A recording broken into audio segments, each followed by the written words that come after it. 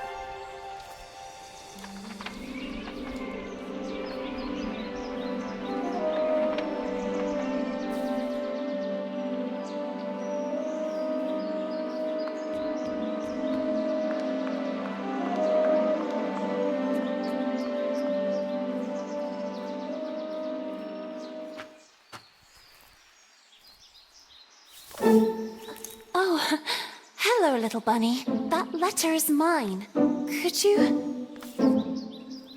The sweet, bespectacled bunny ignored the little girl and took the letter with them.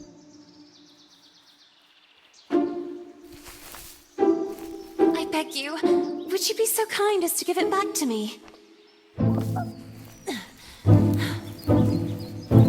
The little girl began to get impatient.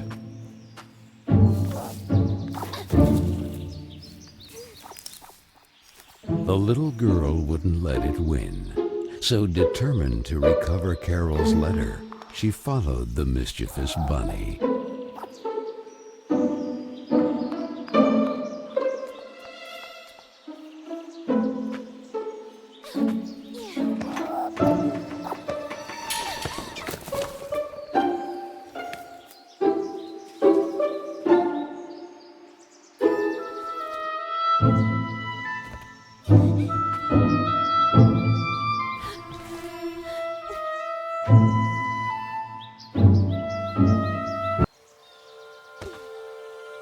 What place is this?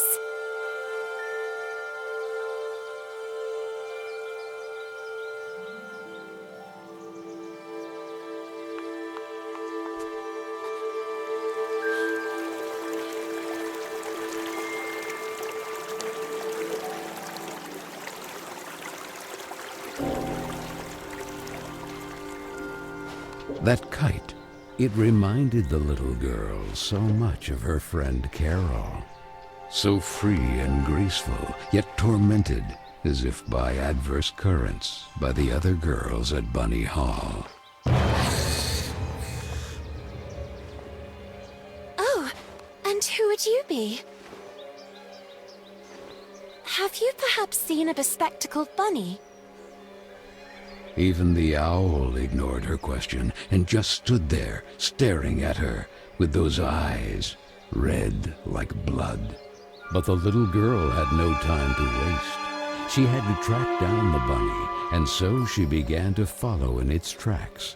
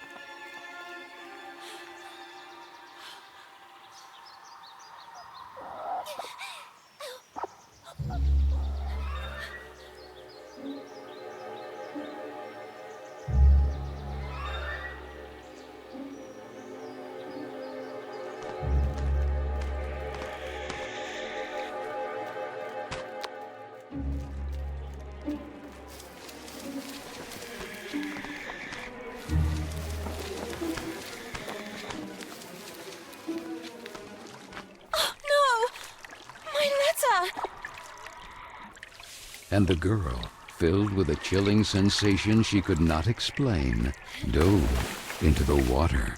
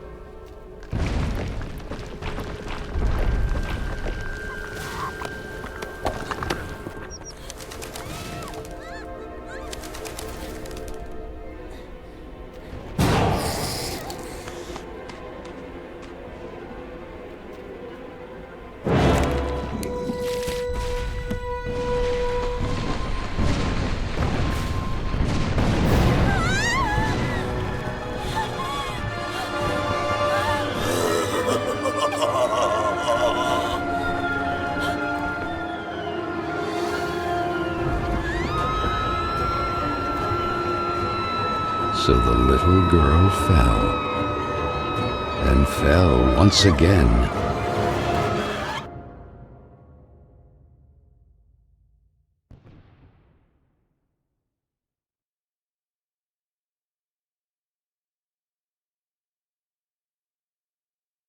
And while the man with the tar hat stood grinning, her thoughts drifted to that mysterious figure in the window of Bunny Hall, who silently stood watching her as she was swallowed up in her abyss. And this is how our story begins. A letter, a roar, then a daring plunge, and a little girl, too small and inadequate for that world of ash, tar, and coal of which she was a part. Miss Benton! I am pleased to note that my voice is so soft that it encourages restful sleep in class. Would you be so kind as to share your wisdom on today's topic with your fellow classmates? There was a man made of tar, an owl, and a bunny with glasses. Such impertinence. Home Economics, Ladies' Etiquette, Chapter 9. Be always beautiful, perfumed, and impeccable. All of you young women of today are privileged to witness the deeds of the great men of your era, the grand discoveries, the phenomenon of industrialization, progress. Soon you will be wives and then mothers of great men who will go down in history. And you, Miss Benton, make fun of it. This establishment, too, if events continue to transpire as hoped, will undergo important developments, and you will be the first to benefit from them. Why, ladies? A portion of Bunny Hall was conceded to a corporate collective in order to form a small branch, thereby taking advantage of the area's greatest resource, rabbits. This will not only bring new luster to the estate in this region, but also new jobs. Very good, Miss Vicky Trout. At the very least, Lana has grasped the rabbit matter. In this regard, our dear Frank reminds us that it is strictly forbidden to venture beyond the walls of the park. The disinfestation work will resume tonight after the strong winds of recent weeks. Remember, not to be overwhelmed by the explosions. It's all perfectly normal. The soil is blasted with charges and the rabbits forced out of their burrows. Who did it? Lana! Miss Benton!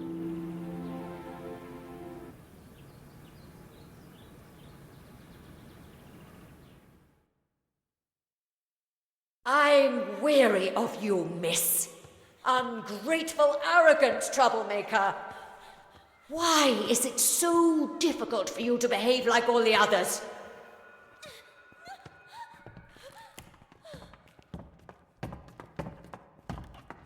The clock is ticking furiously, and you are a woman now. Therefore, it is high time you learn to behave like one, or accept the consequences of your ridiculous transgressions. You will help Miss Mildred with the chores. When you are done, ring the bell, and you will be allowed to return to your accommodation. But until then, don't even dream of leaving this place.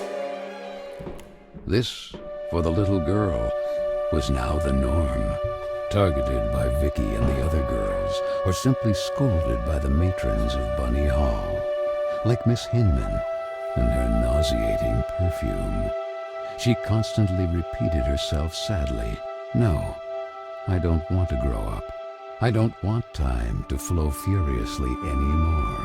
It would have been so nice instead to be able to take it back to when Carole was still there." It would be better to shed some light.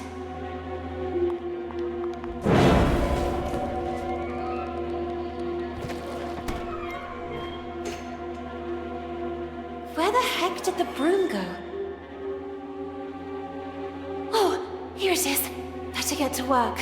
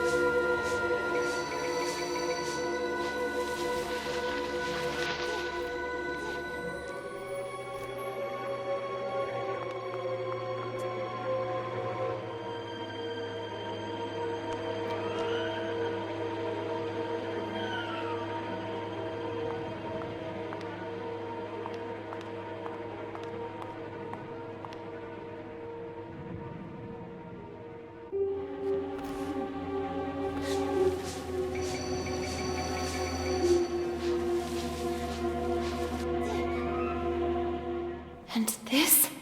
Where did this come from?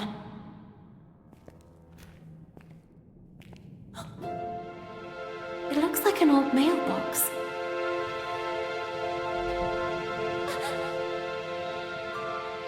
Oh, maybe I'm still dreaming. Who is there? So I really am dreaming. What's this?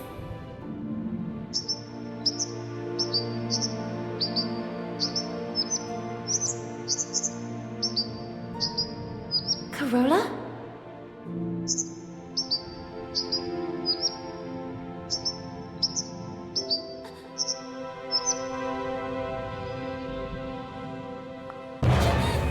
Who are you? Stop!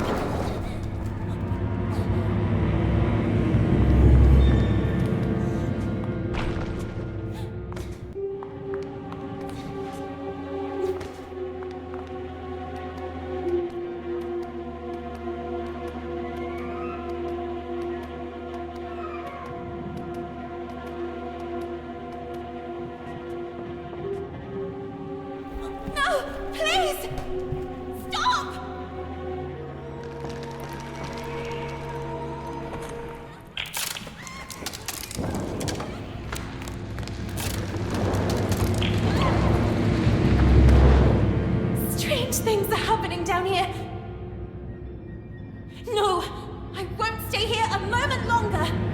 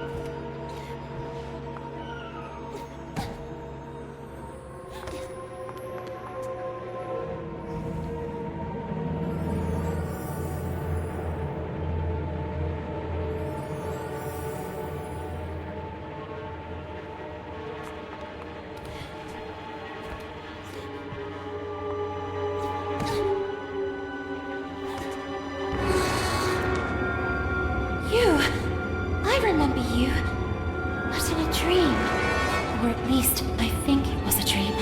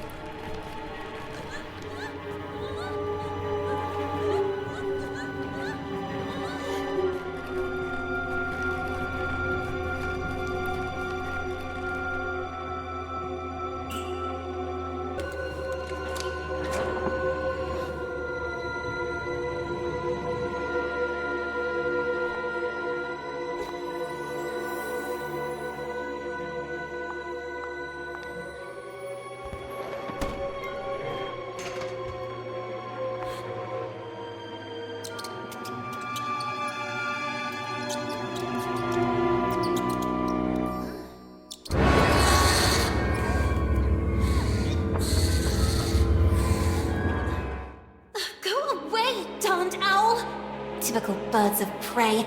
They're greedy for mice and other small rodents. I wonder if I can use that to my advantage.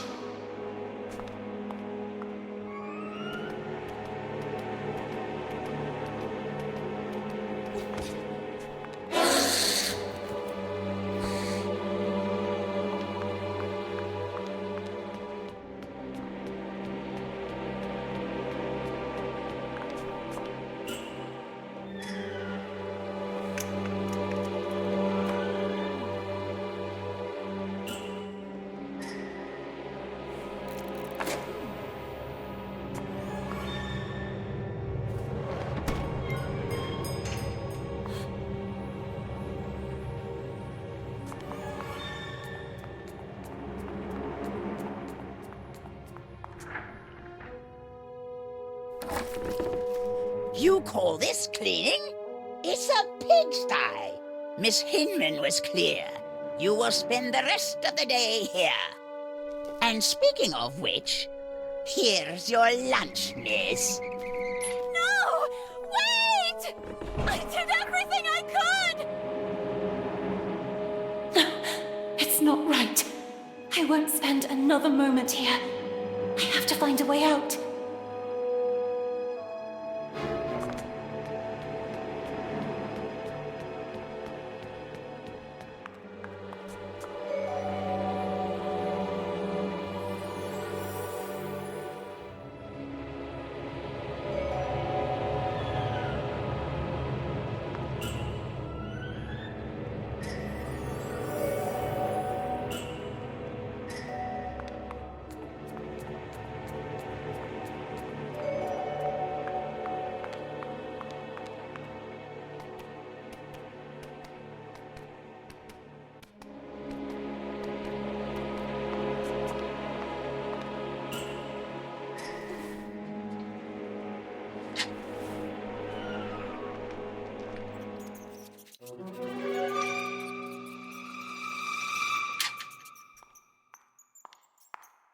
Oh, I'm so sorry, little one.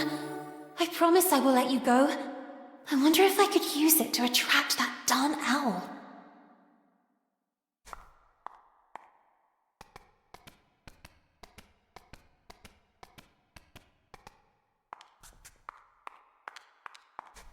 Hey, ugly owl! That's what you want, isn't it? Mouse porridge! This way! Come on!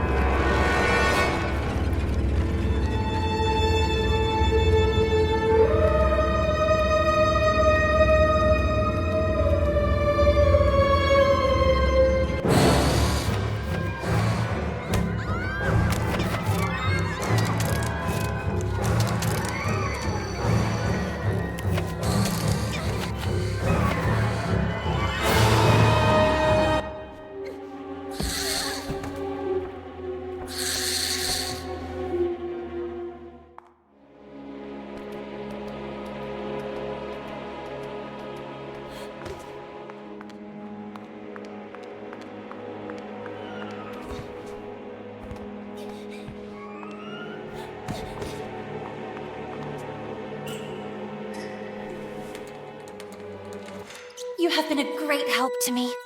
Go. You're free.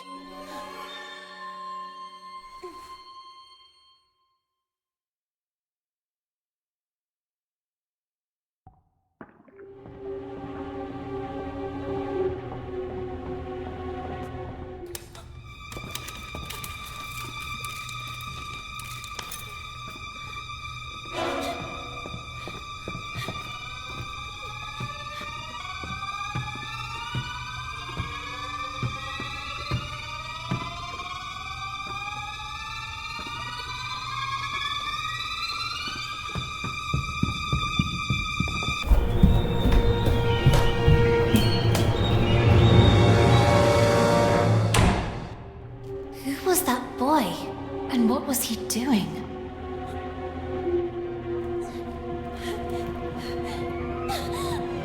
A letter! Carole Simmons. It's from Carole. I can read her name. The flames barely touch it. I have to put out the fire before it's too late. The little girl began to wonder if it had been that mysterious boy who threw it into the flames. But why? What was he hiding? And above all, who was he? No! No! Why did you kill it?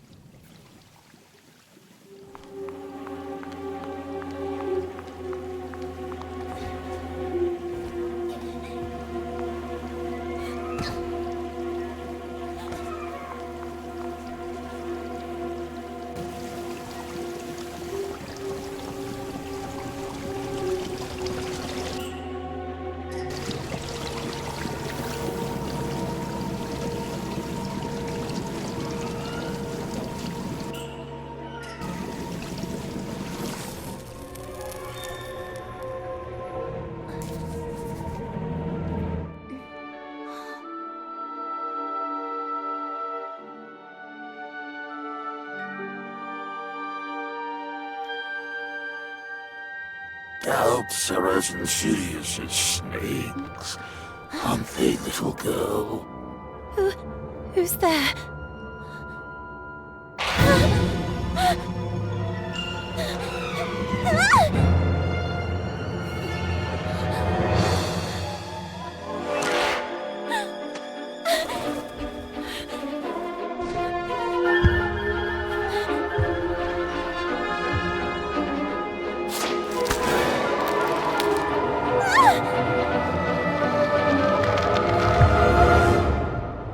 Princess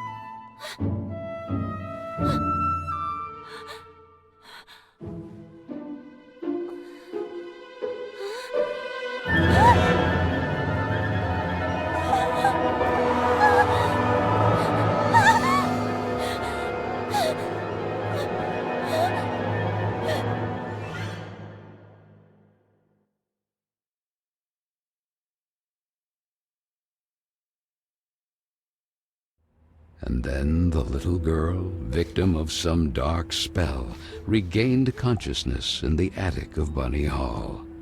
But this time it wasn't just a dream, and she was no longer human.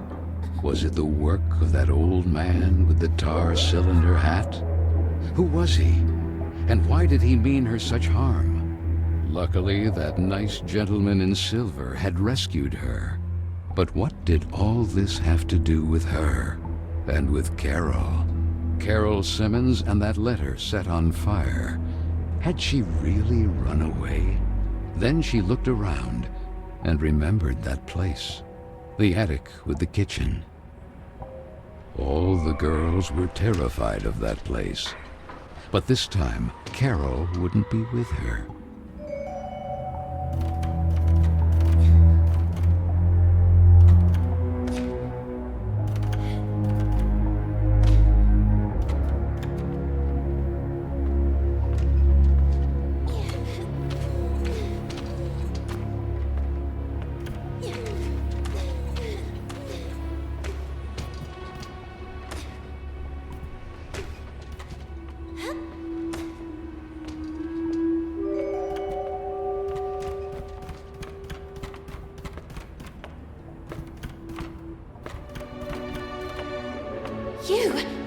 You saved me from that terrifying man earlier. But whatever happened to you? Where has your head gone? Our head, you say? What really worries me is having lost the umbrella. Head and umbrella not accounted for. How can I help you? For some reason I woke up like this. We remember you differently, actually. Did you get a perm? But who are you? Mr. Baesie, guarding the kingdom of Carole. I am... Lana Benson, we know. The Princess of Carole. Prince Corolla? What's going on here? Without the head, there's little else we can do or tell you. Have you ever seen a headless body having a long conversation? To tell you the truth, I have never seen a headless body capable of carrying on any type of conversation. I'm powerless. Find the head. Something must certainly have happened to him. Oh, and don't forget the umbrella. By the way, I believe this is yours.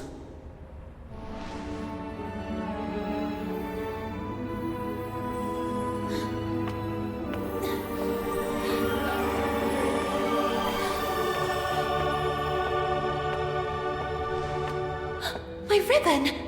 Oh, thank you, thank you!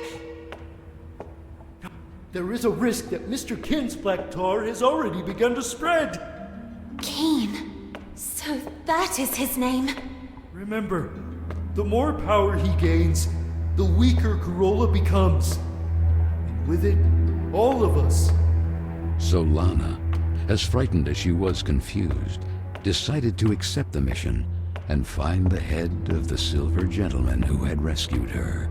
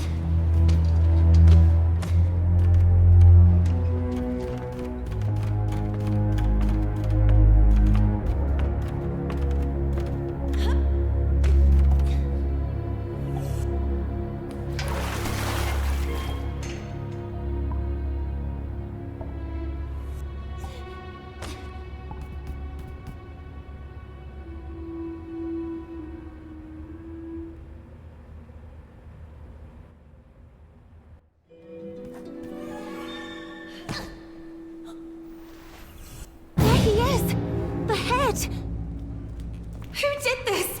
I'll get you out of here! Dawn, it's locked! Miss Fisherin! Whatever happened to her? Could it be the black tar Mr. Baesie was referring to?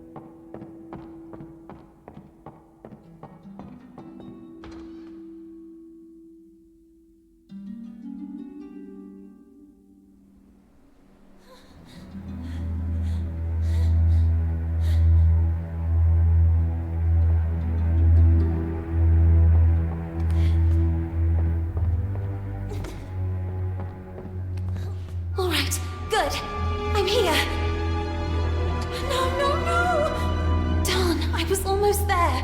Just when I finally have the key. Where could he have ended up?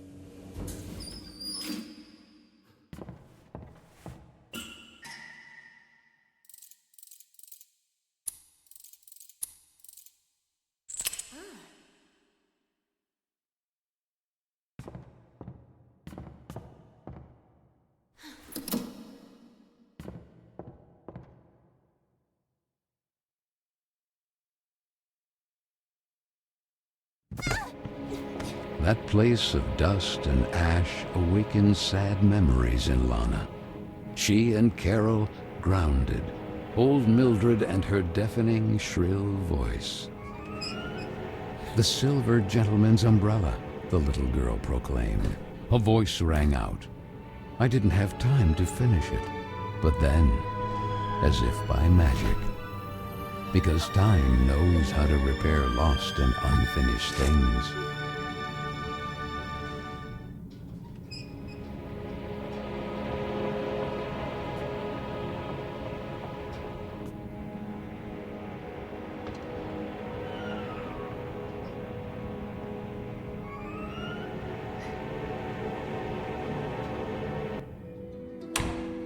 The head!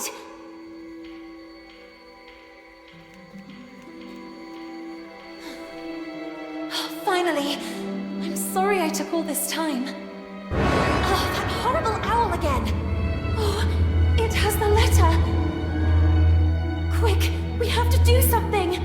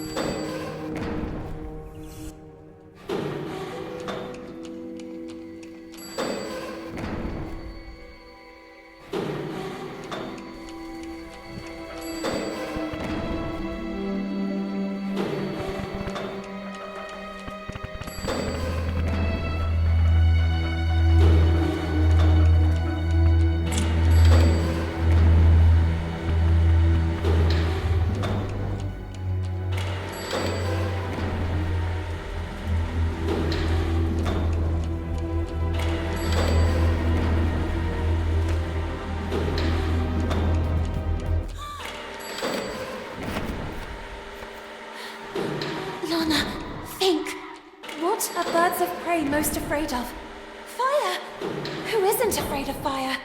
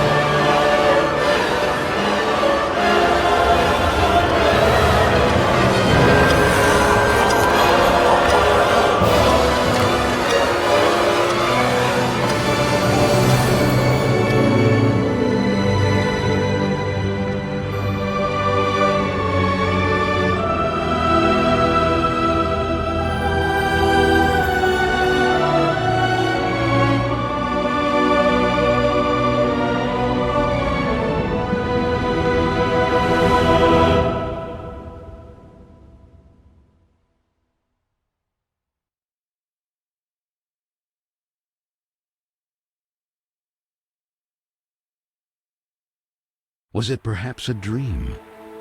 She and Carol together again until the little girl opened her eyes.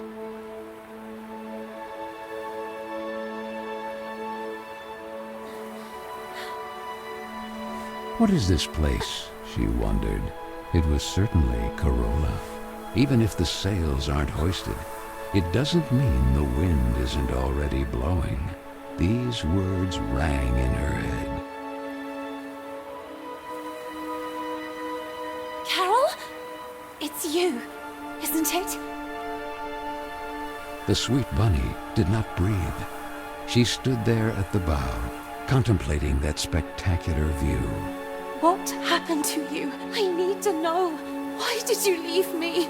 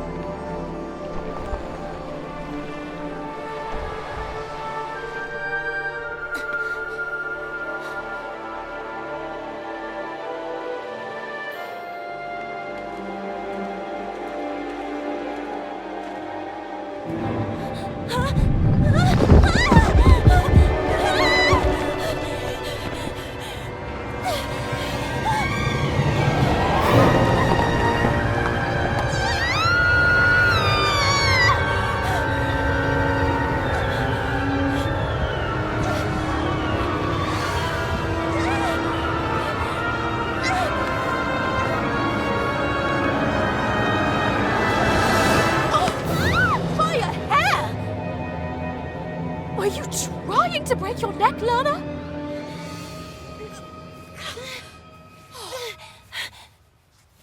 what if Miss Hinman saw you?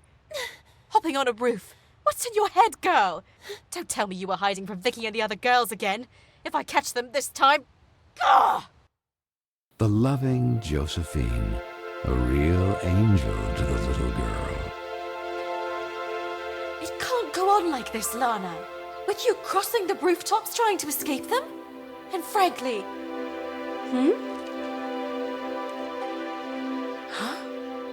Carol, where did this letter come from? You need to show it to Miss Hinman right now.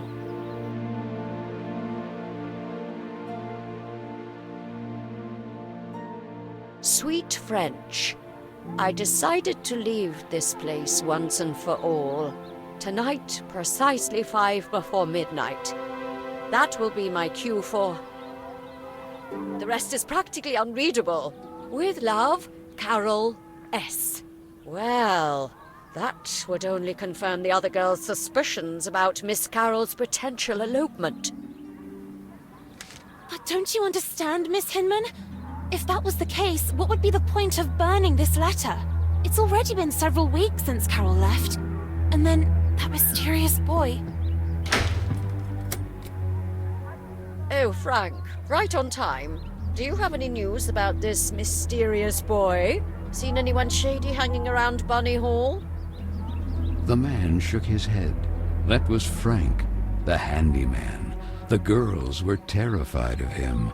That sinister squeak of his prosthetic leg was the reason they used to call him the Rust Man. He was there, fiddling with a poker right where I found the letter. Then he put something in his pocket, but I didn't see exactly what. I had to hide. You are shocked, little girl. But I'm sure of what I saw. We'll look into it with a fresh perspective. Now, it will be better for you to go and get some rest. But Miss Hinman... Go, my dear. Listen to what she tells you. You will talk about it more later.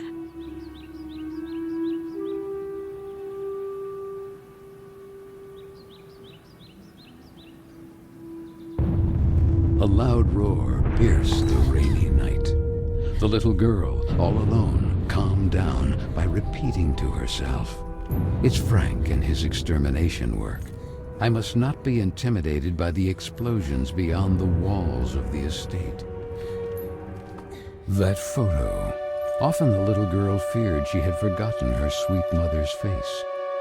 Or maybe it was just a part of her that wanted to forget, due to the pain of that sad void left behind, when suddenly, that boy again. Hey, you! Wait! And though curiously all alone, on a freezing rainy night like this, the little girl set off in pursuit of that mysterious boy.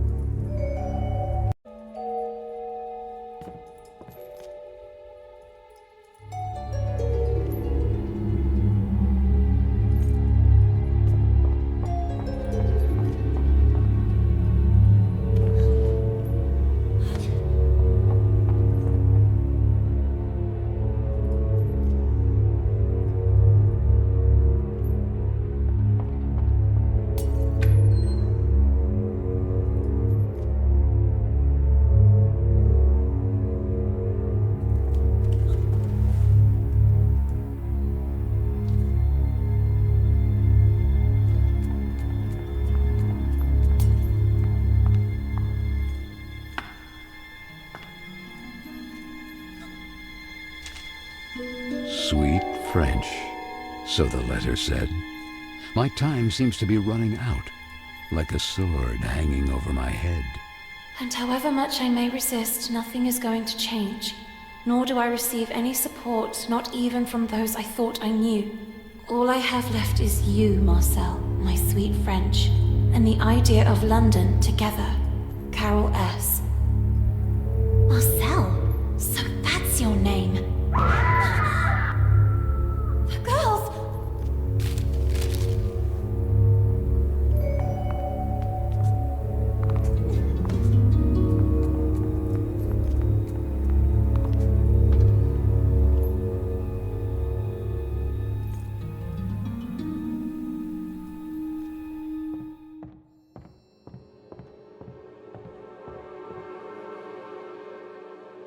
Vicky? Girls? Is anybody there?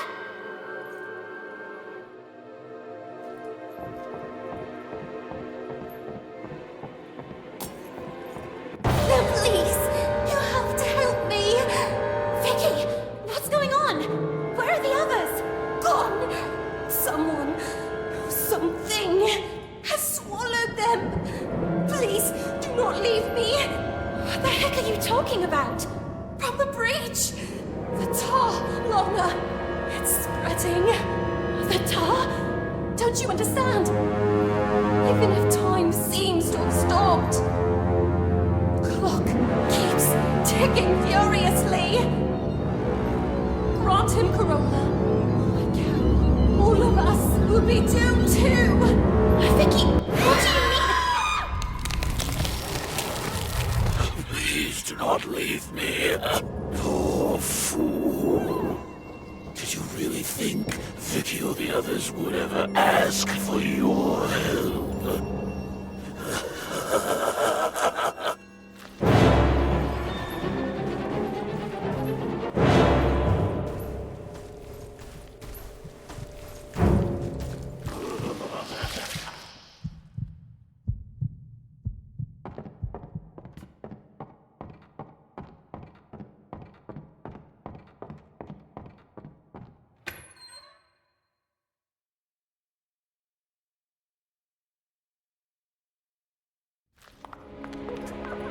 Hey! Is anyone there?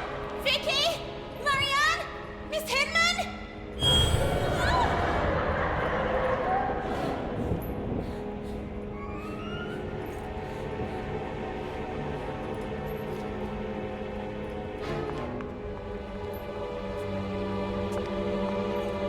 Is there anyone there? Come on, girls, this isn't funny! Darn! It's secured by a big combination lock. A tile is missing.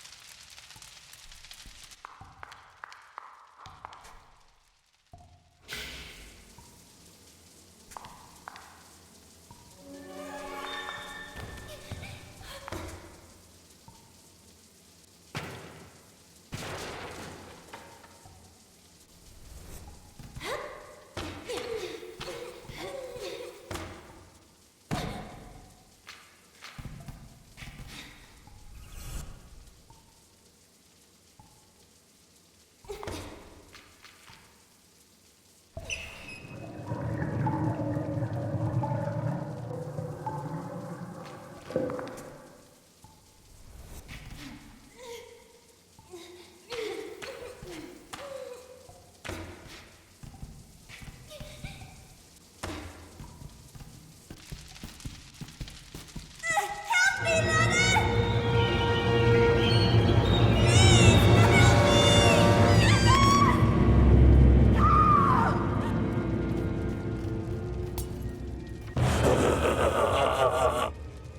really like this mortal kingdom.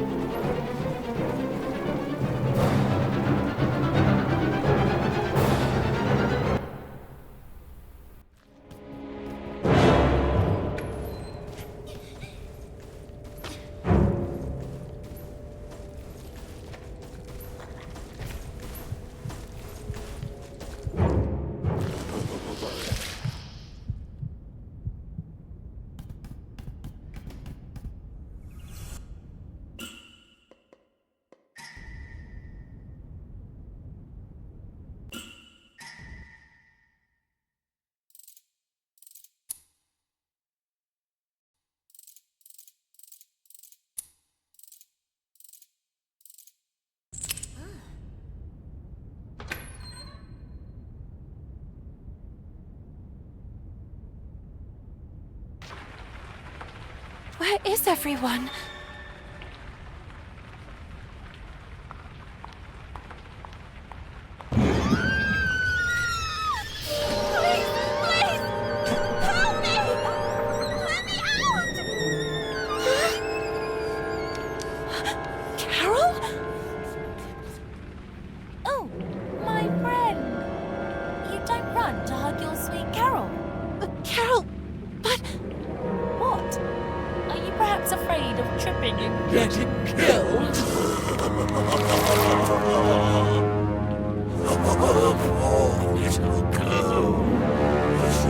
Princess of the forgotten kingdom of Carole.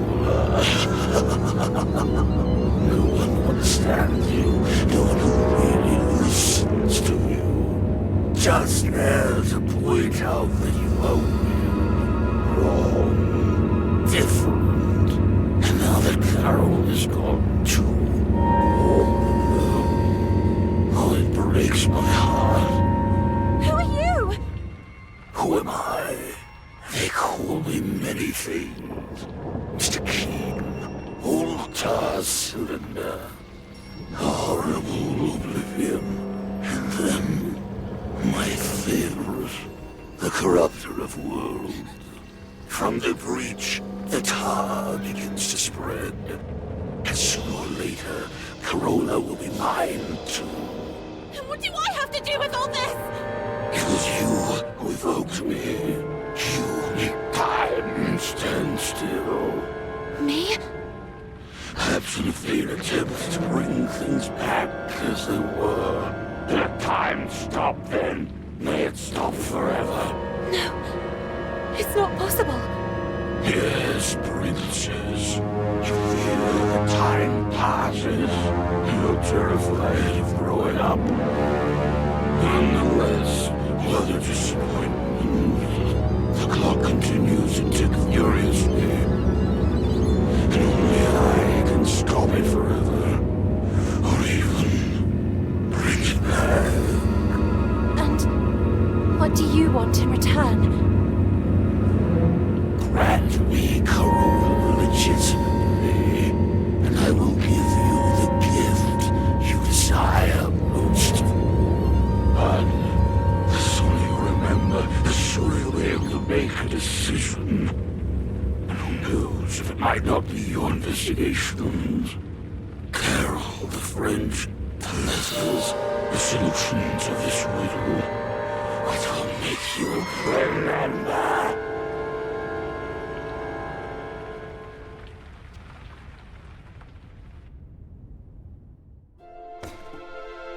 Good morning. You don't plan to stay in bed all day, do you? It seems that Miss Hinman has an important announcement to make. Oh, I must have dozed off again. I can't remember.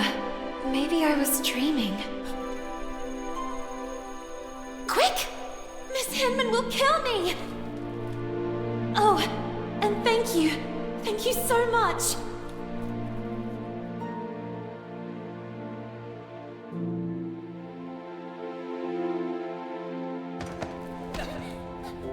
Oh, be careful!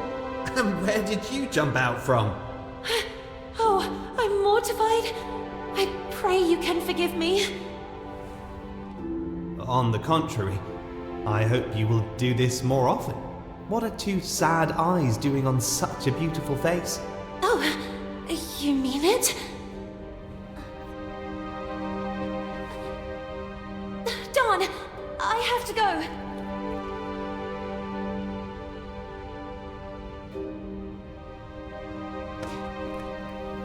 Sorry for the delay, Miss Hinman. It's about time.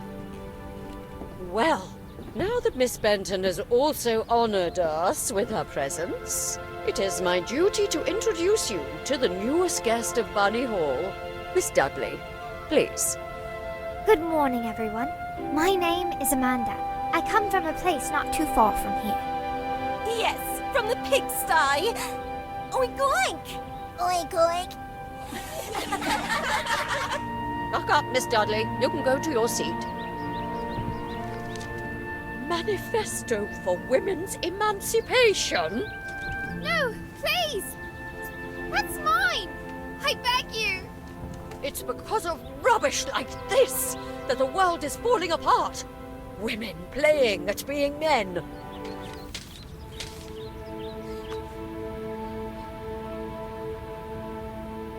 This, for the little girl, was a common occurrence. Then, recognizing her same sadness in the face of the new arrival, she had nothing left to do but huddle helplessly on the cold bench and let herself slip away from that gray world in which she was born.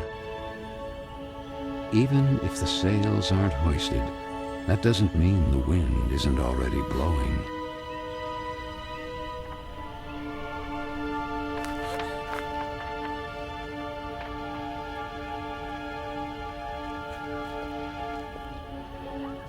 What do you think happened to her?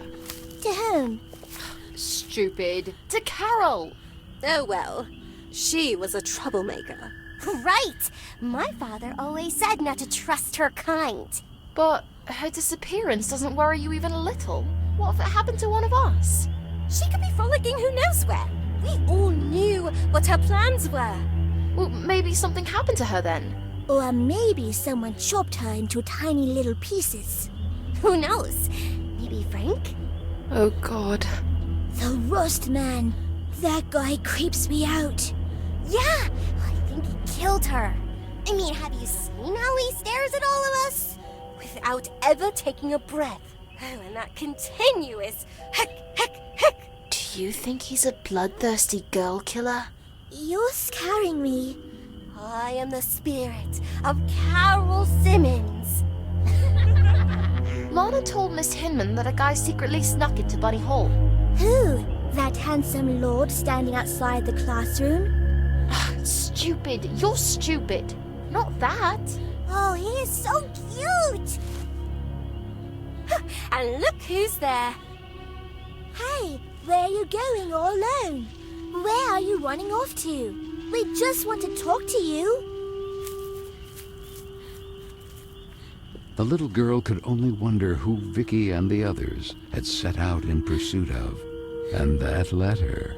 All she had to do was gather her courage and overcome that wall that stood between the estate and that forbidden territory.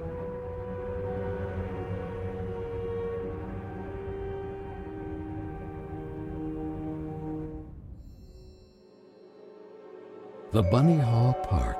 It had been so long since they were last allowed to cross those walls because of the restructuring for the collective and the disinfestation work. The little girl struggled to recognize it.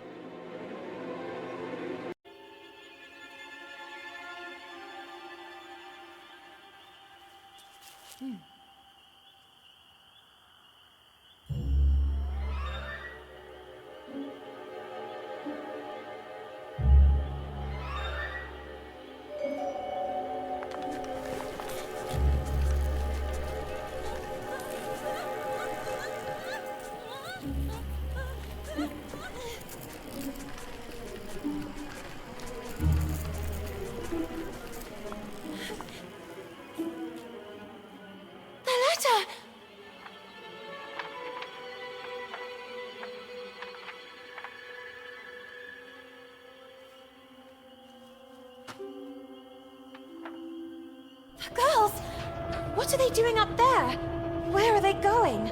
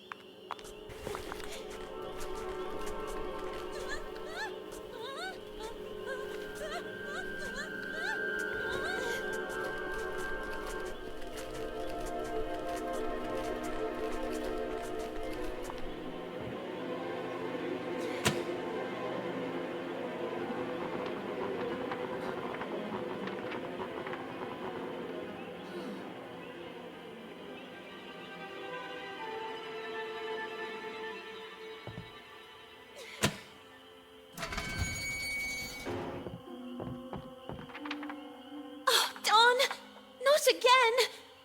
Oh no, no! I have to find a way to go down there.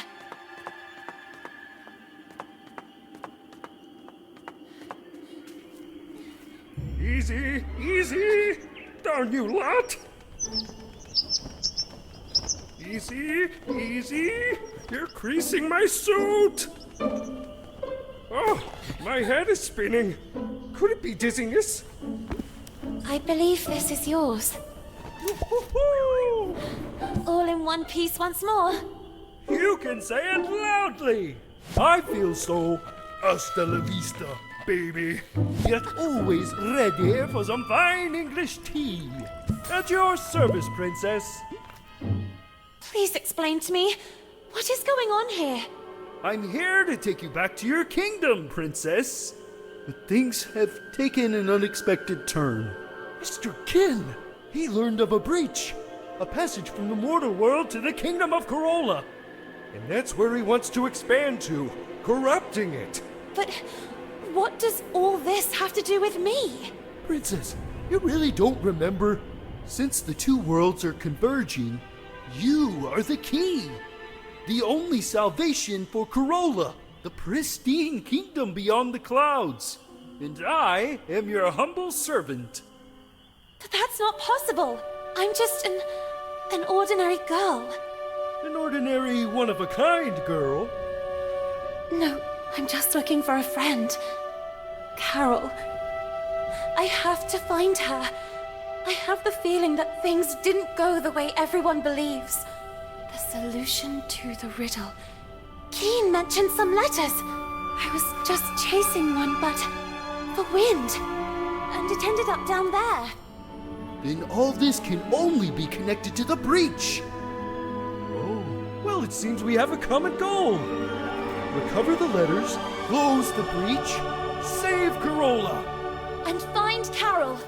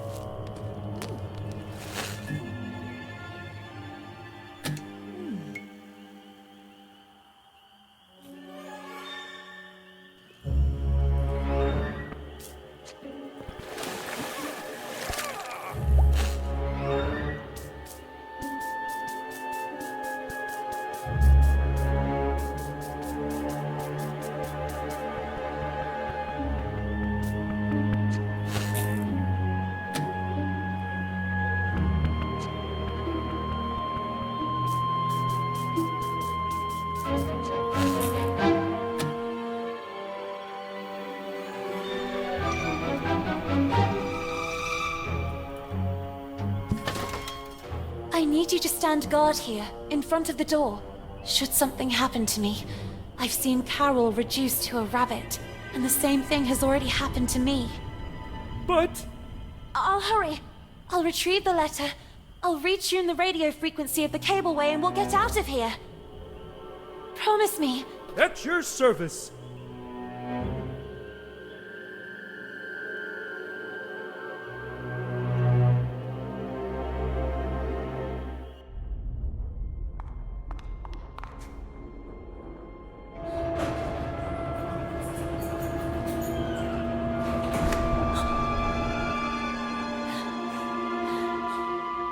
Hey! Everything fine down there? Princess?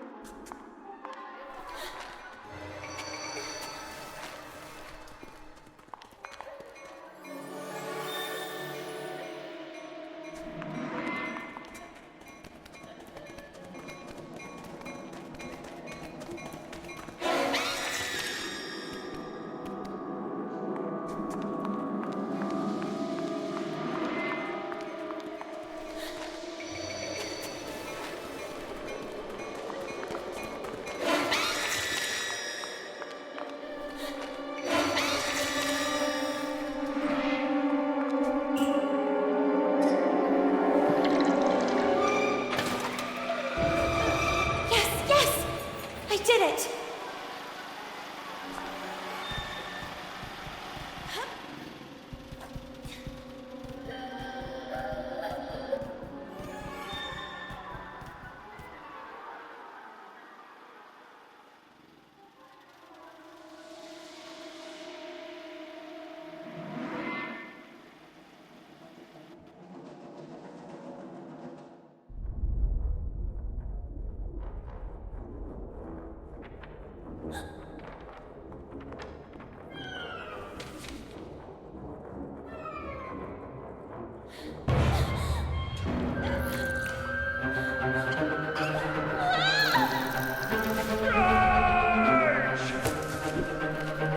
I recovered the letter, but...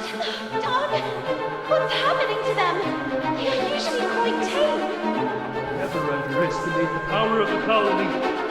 This is their territory. They've already been forced out of their lairs. The kid is taking advantage of that to turn them against us. How to get out of this? Do we know how to fly? More power campaign, the weaker I get. And you can level yourself with a rocket. Look! The crate goes there! Who knows? Maybe it will help open the safety lock. You take care of finding the crate while I deal with them.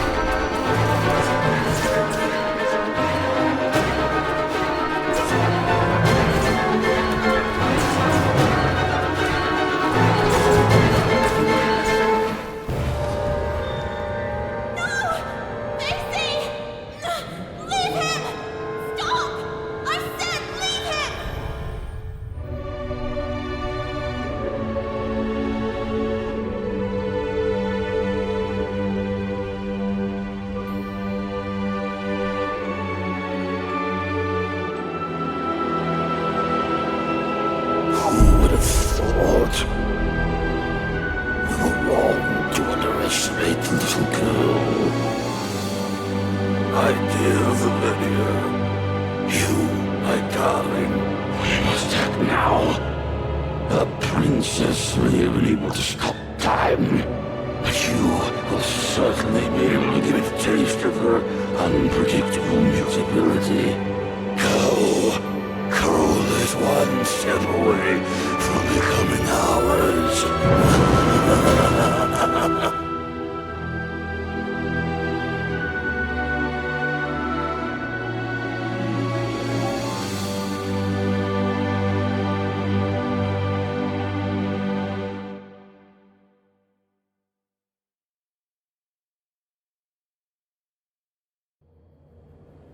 What happened? What are we doing here? The little girl barely remembered what had happened, and the head couldn't give her an answer. There was no longer any trace of the rest of Baesie. However, the little girl did not despair. She was confident that, as had already happened, the head would soon find its way back to rejoin the rest of the body. Why do I feel like I'm reliving a moment I've already experienced? Me and you, all this. Then she looked out at the horizon, beyond the window of the cableway. What had once been the flowery park of Bunny Hall was now a pile of tar, ash, and coal. Poor little animals, forced out of their own lairs by the sound of drills and explosives. Carole, where are you, Carole? Then she remembered the letter. It was a page from Moby Dick, my sweet Carole. Learning how closely you hold Melville's work to your heart, I offer you this page from Moby Dick. Do you ever wonder if you are the menacing whale that freely sails the waters in search of new destinations, terror of the seven seas, yet man's designated prey? Or the unstoppable Captain Ahab in the eternal search for that whale, moved to revenge for the leg torn off of him? Your dear French, Marcel. Marcel, you again. The little girl remained there, absorbed in her thoughts. Moby Dick. How many times had she and Carole read it, and even quoted it? Or like that night in the library.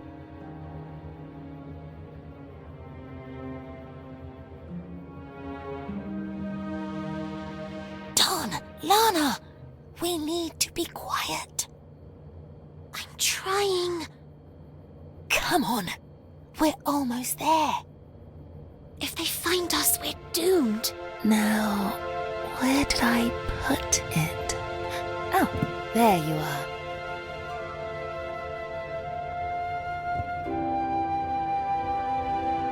Moby Dick? Again? Aren't you tired of reading that yet?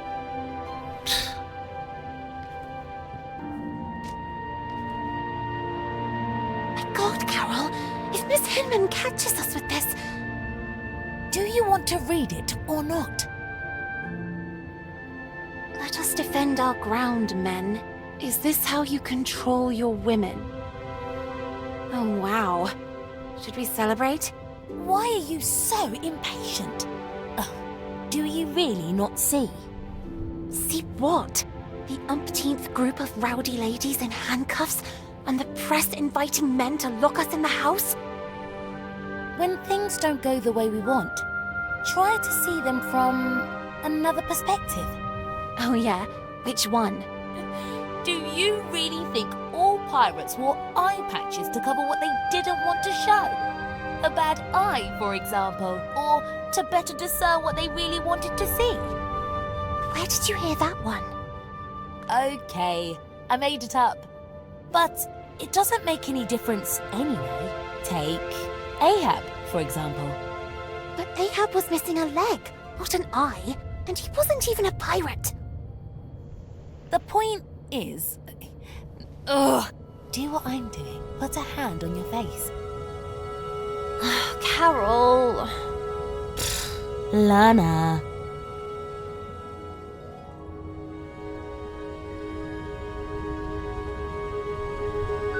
Now look.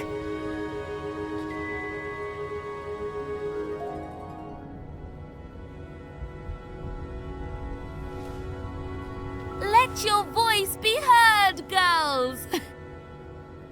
Things are going to change, Lana. Sooner or later, but they will change. What's the saying? Right. The winds of change are inevitable. Even if the sails aren't hoisted, that doesn't mean the wind isn't already blowing. What? No, nothing. Who knows where I heard it? Free, Lana. Free to be able to choose who to become, where to go, who to love. And maybe one day, women will also get into politics. Can you imagine a female prime minister? Or a black one? Can you imagine it, Lana? How I wish I could be there, among them, to fight. What future awaits us here? The factory, or worse. Forced to marry someone we don't even know. Unable to choose freely. Caged. Do you want to leave? Carole? No. Of course not. You and I will never be apart.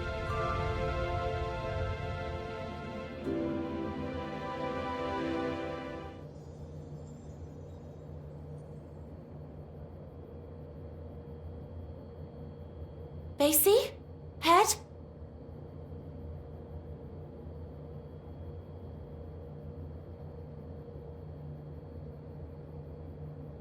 Where did Vicky and the others go? I wonder who they were chasing.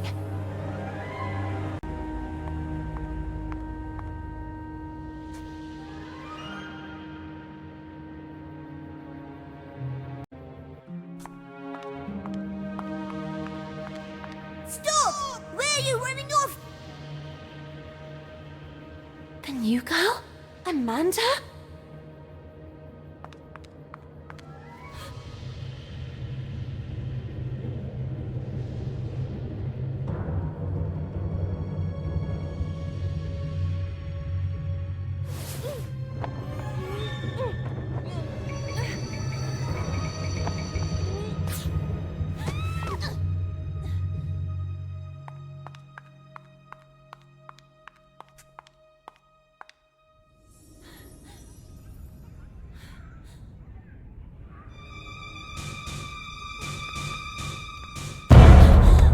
What were you doing locked in there? It was the girls, wasn't it? Emmeline Pankhurst, suffragette movement activist. It's my stuff! Oh, look at that! What a couple! The rabbit and the pig! Oh, what's the matter, pig? You really didn't like your new house? Oh, was it too tight for you? Oh, you certainly know how to choose your own company. Oh, well, at least Carole had some guts. Speaking of which, Hinman is waiting for all of us in the big room, and you are already late. I already have enough problems of my own to take on yours too. It's better if you stay away from me.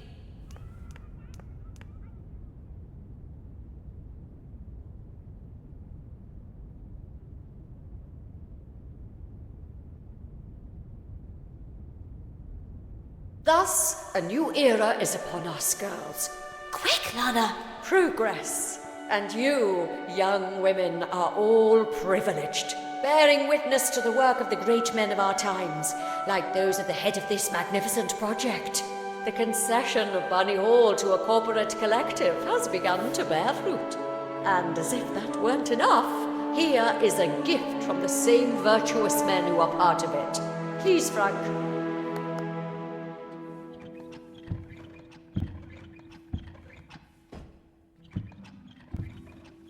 And what is it that young ladies today want more than anything else? If not to please a wealthy suitor by demonstrating the best, most graceful dance moves.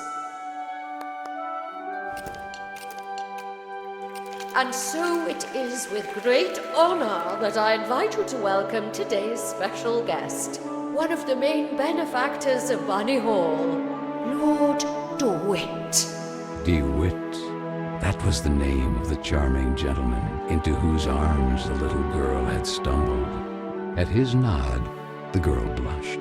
Honoured by your welcome. Time marches on, really, and today you are all becoming young women. It is in this regard that I have an exciting information to convey. Young scions of high society have learned of the splendid girls of marriageable age who reside at Bunny Hall. And this evening here, in this place, there will be a ball attended by nobles and royalty from all over the region. What a magnificent, magnificent opportunity. I think we need to get to work immediately. Let's see. Miss Benton, please get in position. Me? Don't make me lose my temper, young lady. You will be the first to practice with the ingenious gift given to us by Mr. DeWitt and the other gentlemen. I expect that by this evening you will have already become an expert dancer. Quick!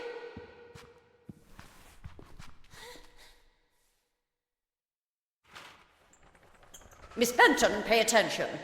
The dance is divided into 2 phases. During the first phase, your goal will be to replicate your partner's moves in time.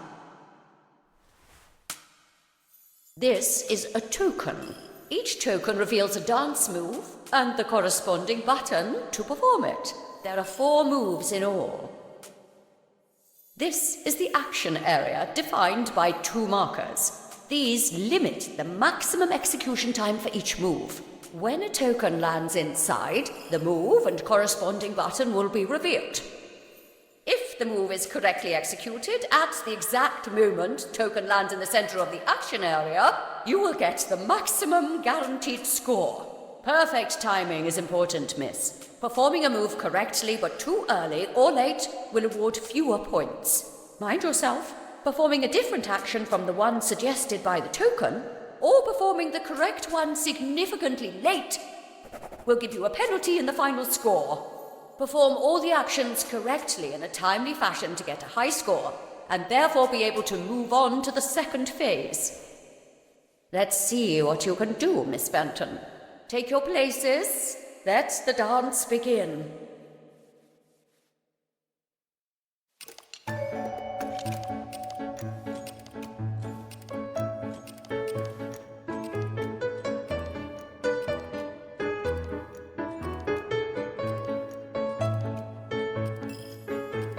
This one was easy.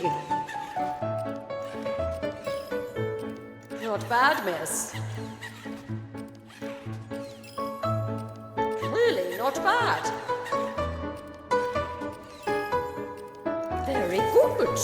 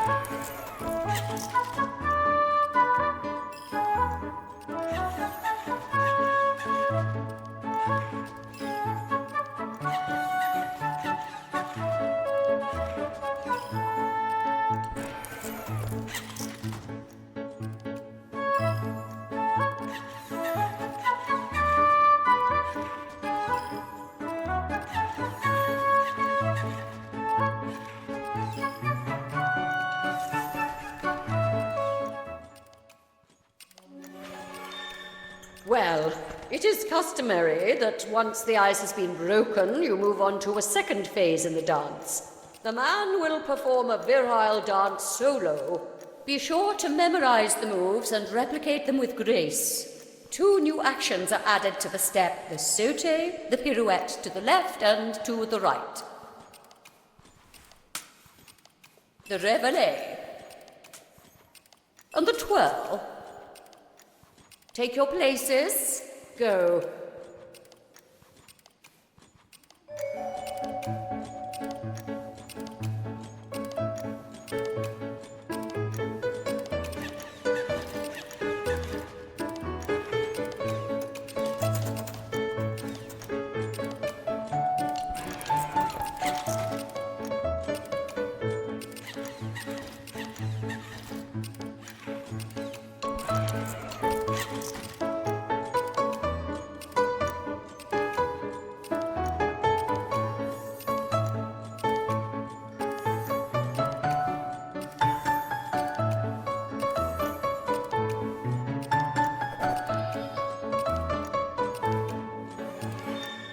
You've got the stuff. I'm confident you will improve over time.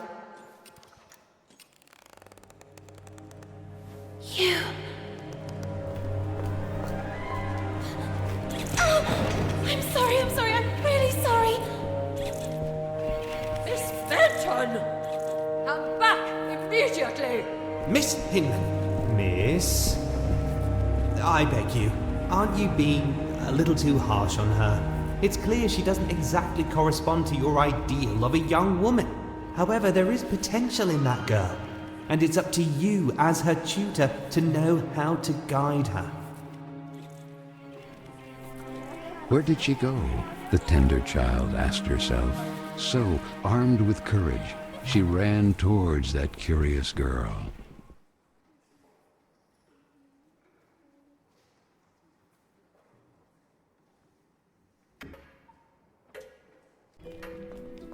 Don, where did he go?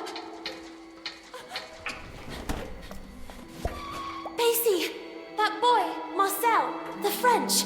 He's the one I saw fiddling with Carole's letter in the basement. He might have something to do with all this. He seems to be racing to get to the letters before us to destroy them. Perhaps to cover up the evidence of his correspondence with Carole. We can't let him escape. But you, how do you manage without... It would take a miracle. And indeed, the one who came to the aid of the little girl and the nice silver gentleman was truly a miracle. Was it the work of a guardian angel, or of some magical deity who assisted them from the kingdom of Corolla? She couldn't answer her own question, yet the little girl was so grateful to them. Quick, let's get to work.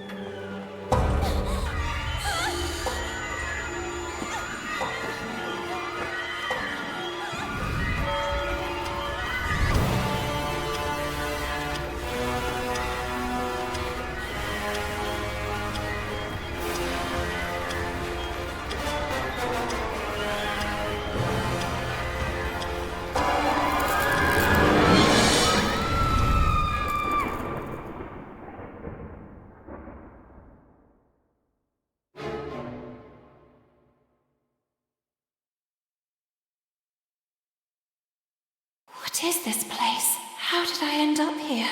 To the little girl, it seemed like a distant era, not yet lived, a strange quirk of time, a time with the stench of black tar and the smoking color of ash.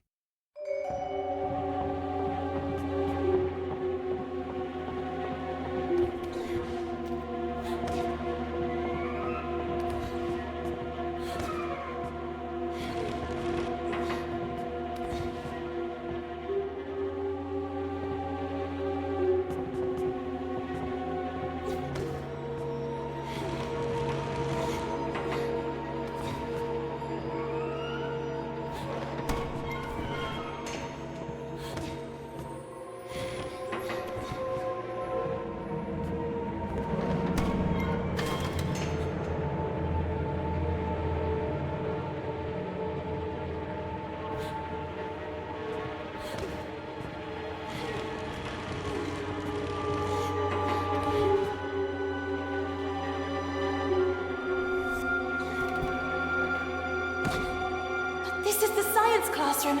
I'm sure of it. Whatever happened to this place?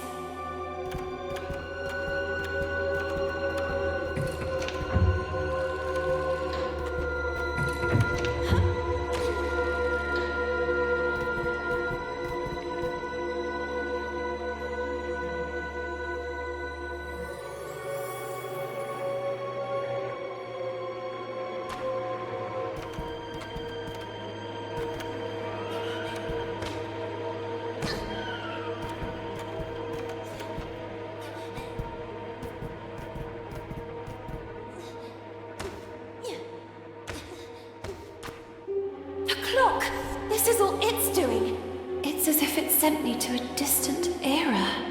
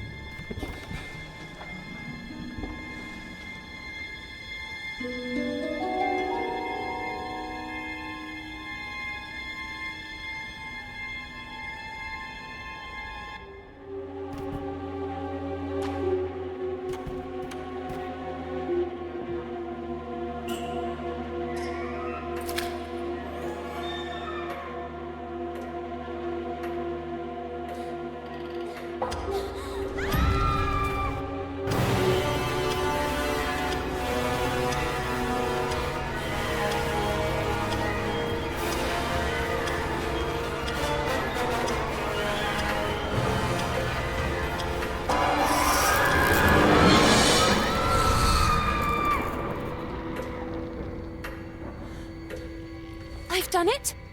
Yes, I did it! But wait a minute. The little girl didn't know how to explain it, but she immediately realized that this couldn't be her time, but a distant era already lived. A strange quirk of time. The place had yellowed breath, like inked paper, and the dark color of virgin leather.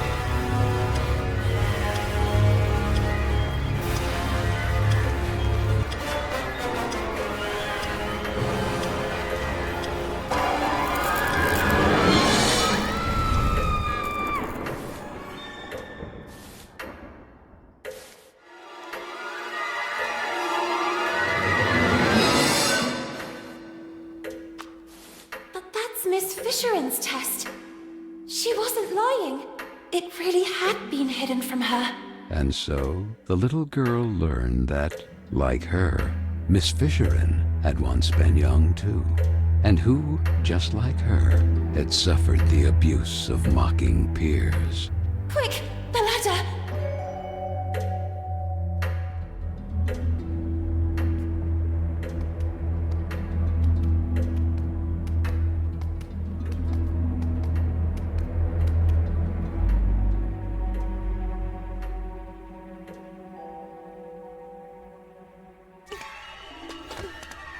Stop!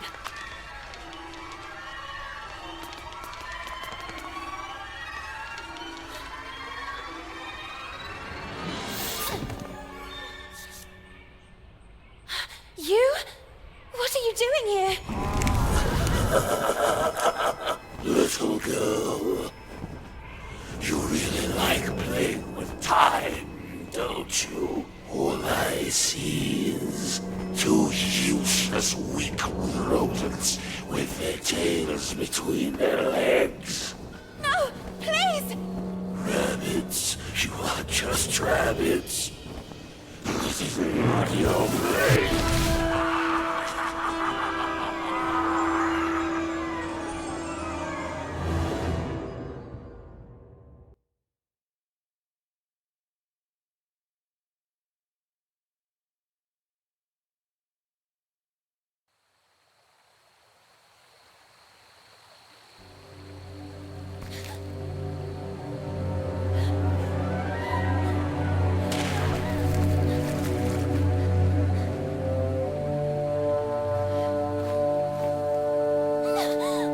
Back off! Stay away from me! Don't come any closer! Amanda? Is that you? And who the heck are you? Lana?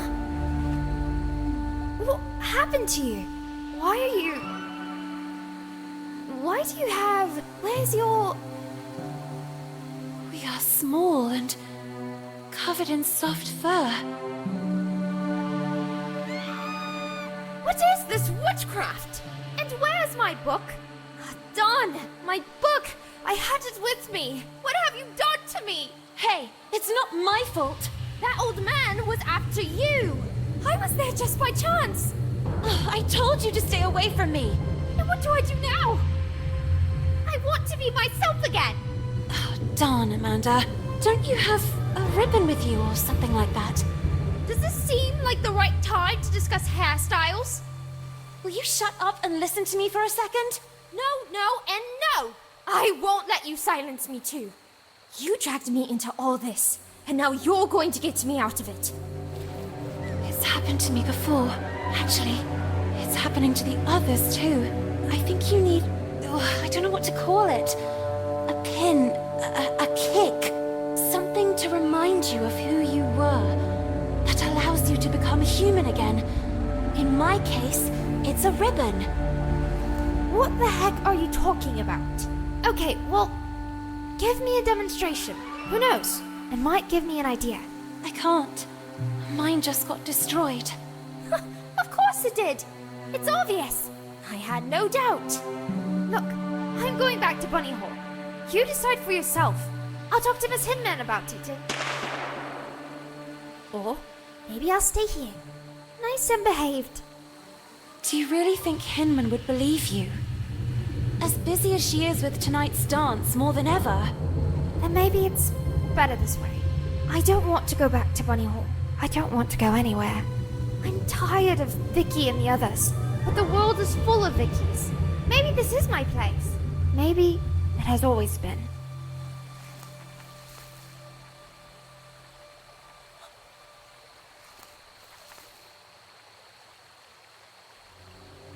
This. Where did you find it? I grabbed her by the hair. I realized it was important. I remember that day. Miss Hinman organized a reading workshop. Guests from outside even came. Carole chose a passage from Moby Dick.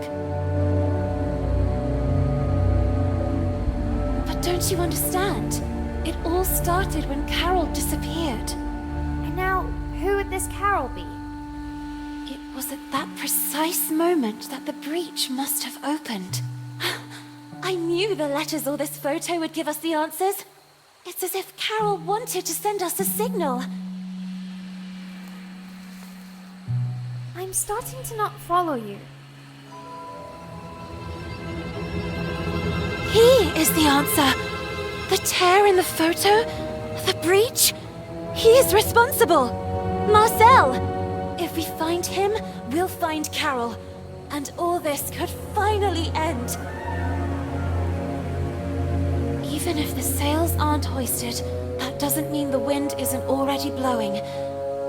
We have to go back to Bunny Hall. But how? Ahoy! Real pirates never give up.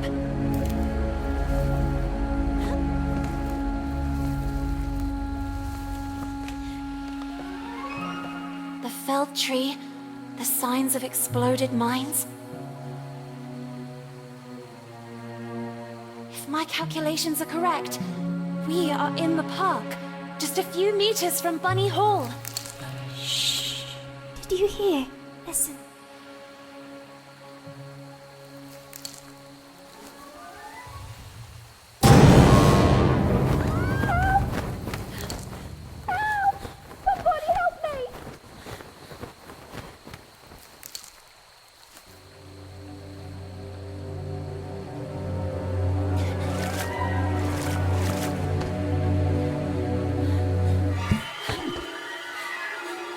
Baesie!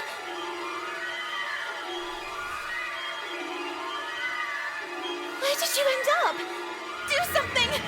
Please help her! We have to follow Frank!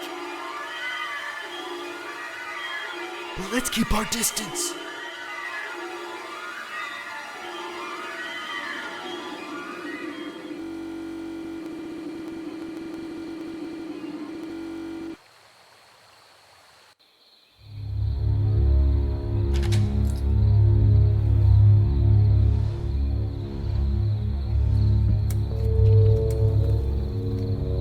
He's heading to his shack. What are his intentions?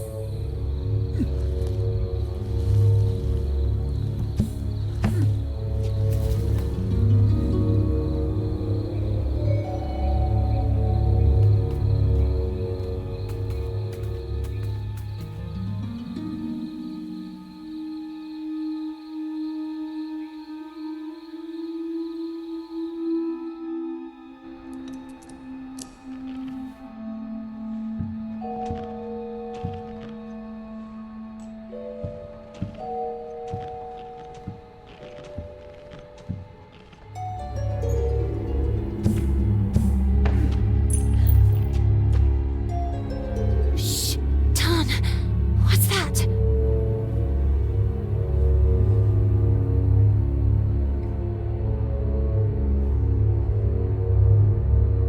The little girl, intrigued, began to observe the object more closely.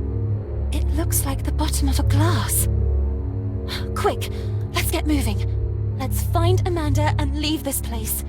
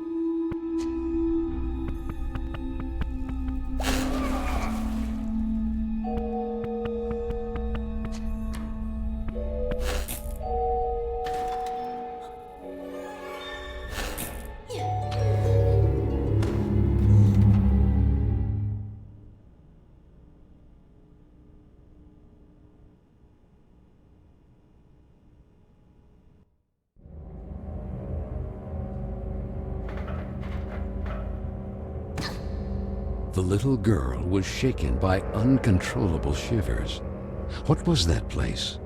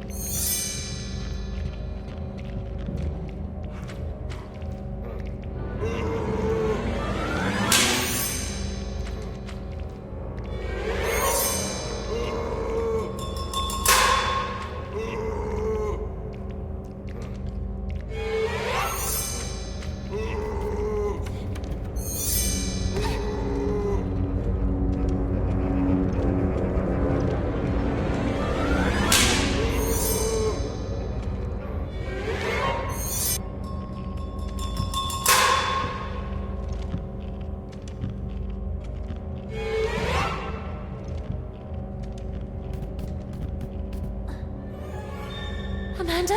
Hey, it's me. Quick, I'll get you out of here. No! Amanda! No, you too! The little girl collapsed at the sight of her sweet friend, now corrupted by time. Kin was gaining great power, relentlessly widening the breach to Carola.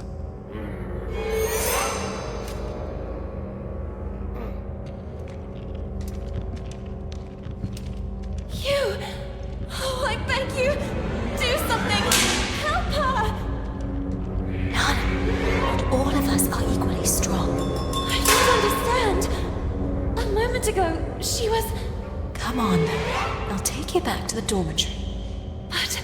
And Amanda, it's not too late, right? And me? My ribbon got destroyed. Will I also transform like her? I'll see what I can do. Come on now. We better go.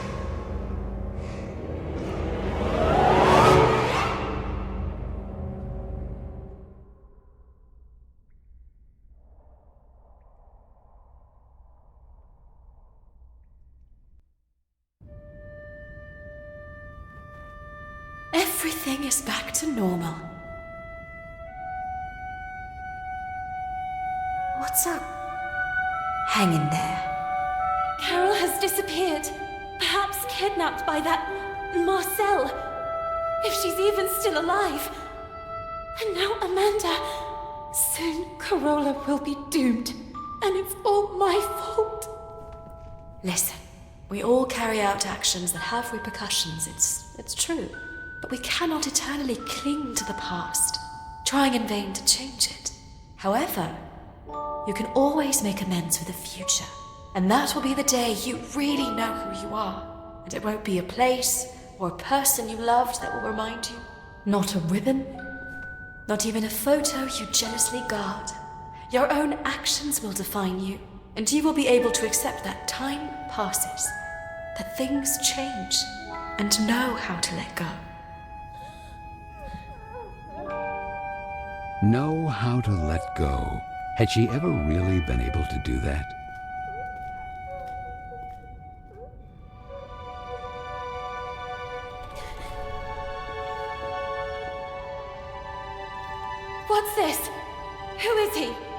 was there on your desk. You lied to me. You and I will never leave each other. Listen, No!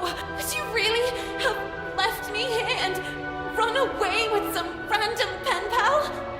I was thinking about when would be the most appropriate time to talk to you about it. Oh, yes? And when were you planning to do it? Let me finish. They have already arranged my transfer. They will send me to some house, who knows where, as a lady in waiting. So I said to myself, before it's too late, take your things and run. Leaving everything behind? I had no alternative. Not today, not yet, not in this time. To them, we are just things. And I should just let you go. Even if I stayed, I would still be taken away. Did you really think we would stay here forever, spending afternoons in the park, or what's left of it? Flying a kite, or reading Moby Dick again? We are not kids anymore, Nana. Time flows. Come with me. Let's go together. When things don't go the way we want, try to see them from another perspective. No, not this time. There is no perspective that can change what I see.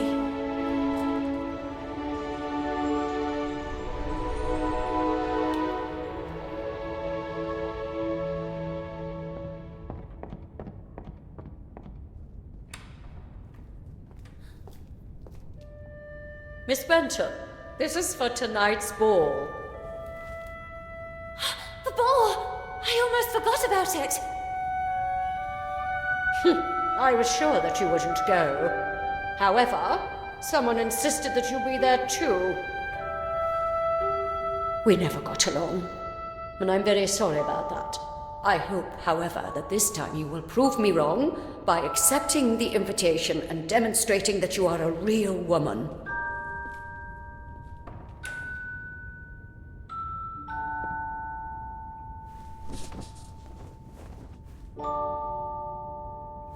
Lord DeWitt. You don't really want to go there, do you?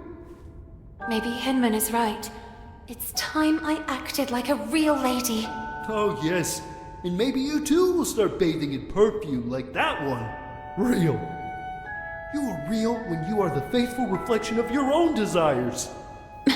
And this is not what you really want. Since when do I have the right to fulfill my true desires? To decide for myself? What about everything else?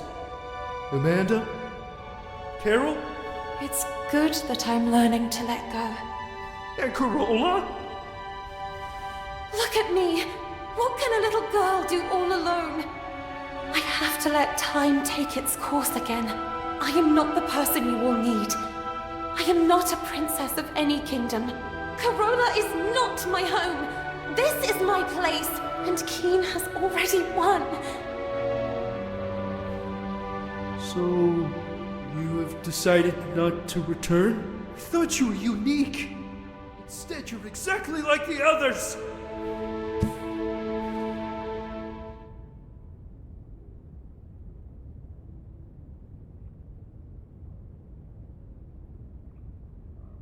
The big event. Noblemen and scions of the local aristocracy had flocked to Bunny Hall in great celebration, eager to meet the young women who lived there. The little girl, not so little anymore after all, couldn't distinguish them. In her eyes, they were merely clones of each other. She couldn't explain it, but she understood that perhaps until that day she had been blind. And while her peers were engaged in pleasantries with wealthy suitors, the little girl decided to track down Lord DeWitt.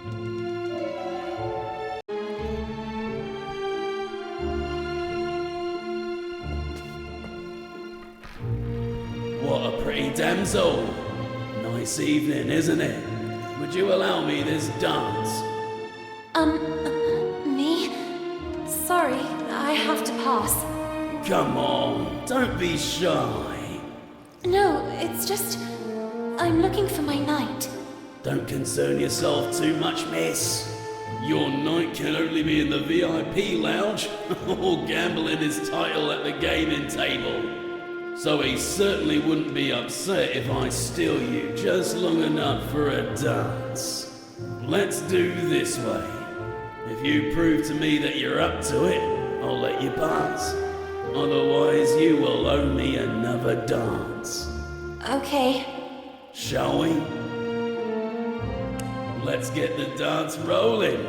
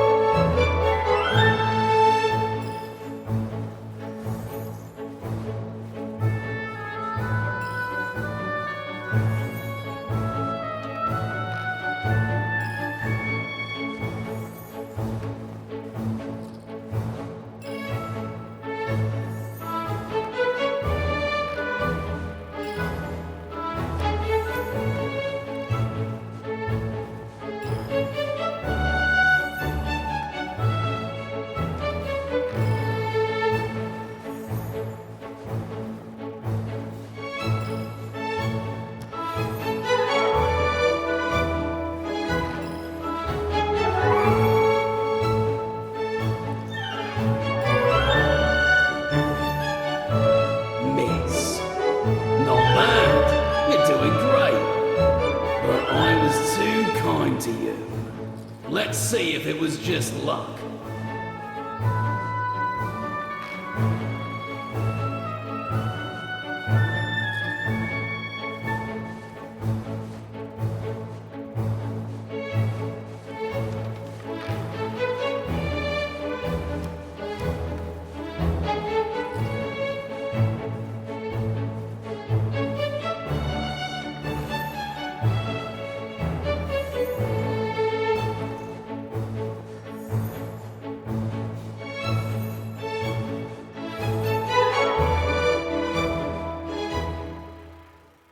Miss, you have made me a very lucky man tonight. But a deal's a deal. Please go ahead and join your knight. Don't hesitate to stop by and say hello from time to time. Feel free to ask me anything you need. Anything.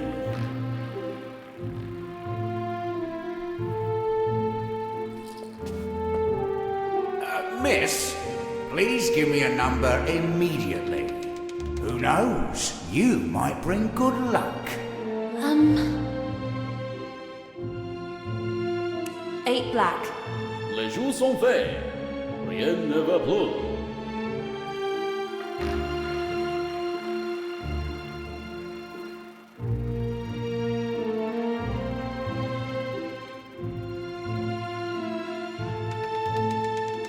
$11 black. I'm very sorry. Ah, alas, miss. Could you be bringing bad luck, perhaps?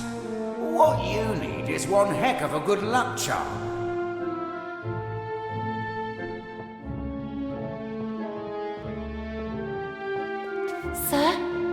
Sir, is everything okay?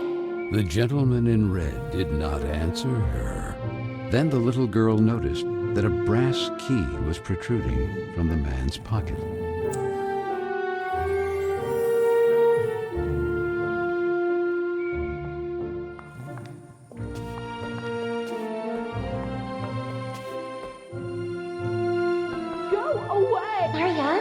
Marianne, is that you? I already told you to leave. What are you doing locked in there? What happened? Lana, just leave me alone. It's none of your business. But you're crying. I know you girls never liked me, but in times like this, we should support each other. Even after everything we've done to you? We don't have to be friends. For now, you can just let off steam. Then you can start calling me a rabbit or a weirdo again. Actually, it's not true that I never liked you. It's just that the others don't like you. And when you're part of a group, the others expect you to act in unison. But I don't know if I'm like that. If I feel like them. I would like to make a difference. Yet I fear being marginalized. Like tonight. That slimy scoundrel. I hope he's still out there rotting. What happened? From a ridiculous briefcase, he took out a toy mouse. I think he wanted to take advantage of the opportunity to look under my skirt. I kicked that mouse so hard it must have gone down the drain. And then, to get him away from me, I gave him Hinman's tranquilizers. I know that not all men are the same. There are some good ones too, but then why do they expect all of us to be the same? In any case, here, in case they ever come in handy, I'll stay here a little longer. Thank you. Oh, and Lana? Yes? You're not weird at all.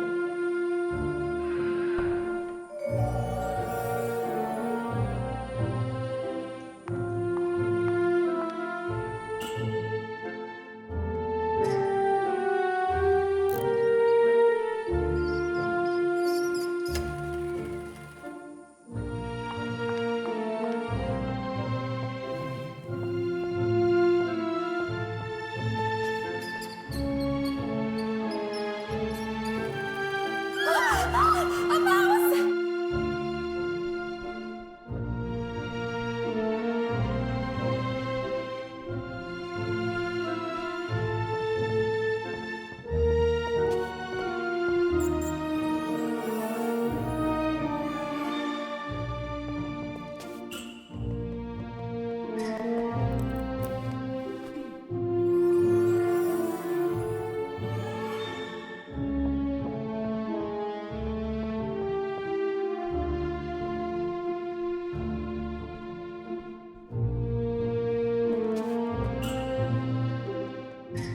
'Miss, please give me another number, immediately. I feel like it's the right time. 8 black. Les jours sont faits. Rien ne va plus.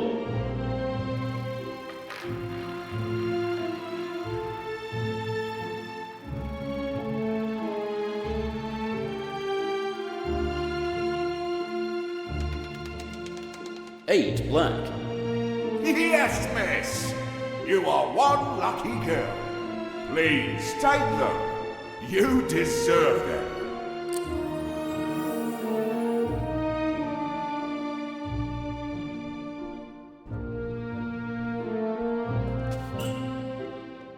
Here, take them. Alright. But I've always thought that alcohol isn't good for you ladies. It makes you all flirtatious.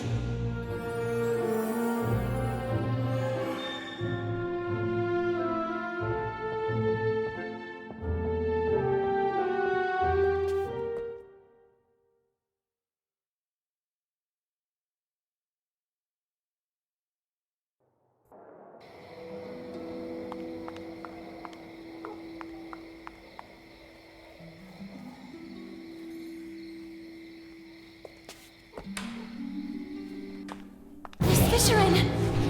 You must excuse me. Okay, I'm leaving. There must be a way to distract her.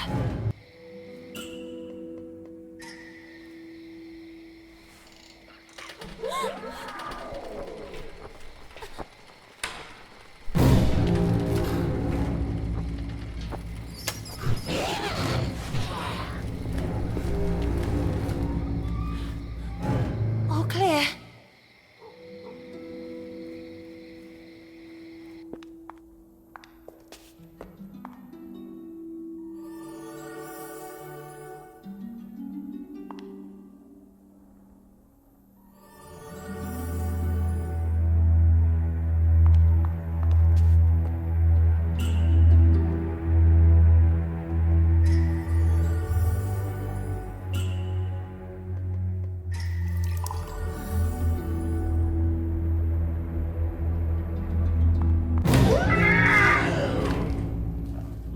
Fisherin, please excuse me. You must forgive me. I must have gotten lost and... My science test assignment. The little girl seemed to really hear for the first time the voice of the gruff Miss Fisherin. I worked on it all night at the library. The next day, the others hid it from me out of spite. Professor Sullivan didn't believe me. And all these years, I really believed that I wouldn't be capable of succeeding. Maybe it was for the best. Maybe I wouldn't have been up to it. I could never accept yet another failure. Indeed you were up to it, and more. Your test was correct. For all these years, I chose to identify with what others saw of me. I prefer to believe myself inadequate, rather than accept the risk of another failure.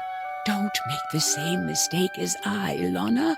Don't be what others expect of you, or how others describe you. You are authentic when you are the faithful reflection of your own desires. And so it was, in fact, that for the first time the little girl saw Miss Fisherin as she really was, like Nora Fisherin, and no longer like the furious creature that lived in the gloomy attic of Bunny Hall.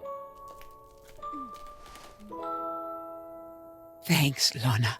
Thank you very much.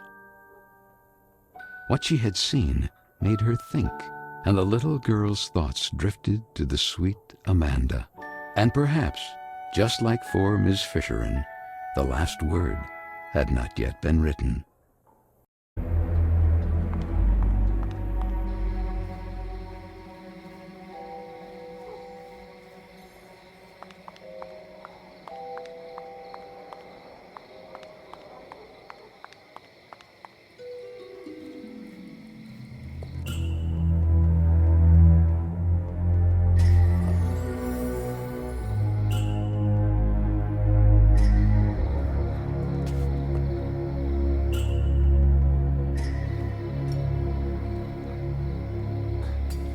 Well done, miss.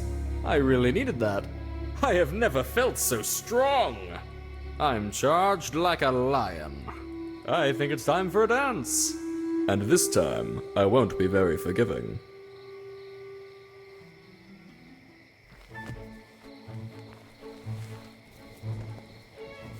Charged. Like...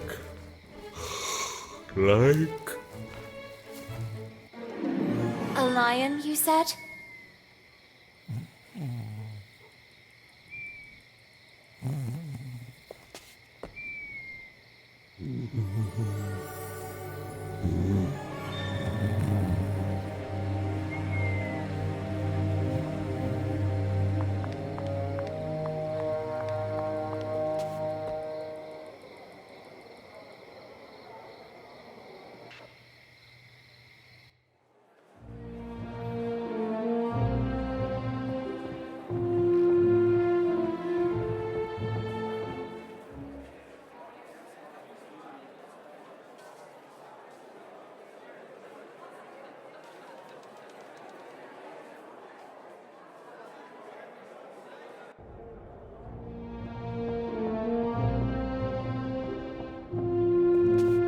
Miss? Yes, talking to you I am. Where to go, you believe? Here, take it. I have a pass for the VIP lounge. I hope you'll be kind enough to let me pass. I would be very honoured to pass you to him. But I mean, you may pass.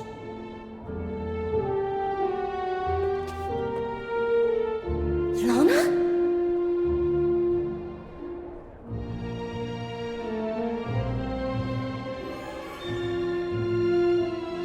Miss Benton?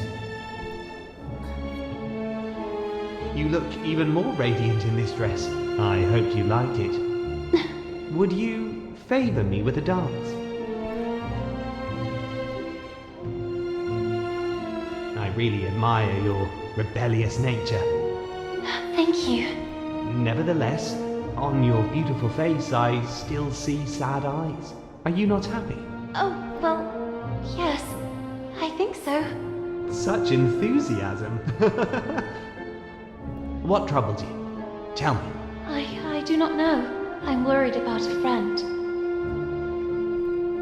I understand. I should have the strength and courage to let go, but I can't. I also don't know if I'm doing the right thing. You mean standing here by my side? No, it's not that. You are a good man. I just don't know if I'm ready for this. Or if it's really what I want.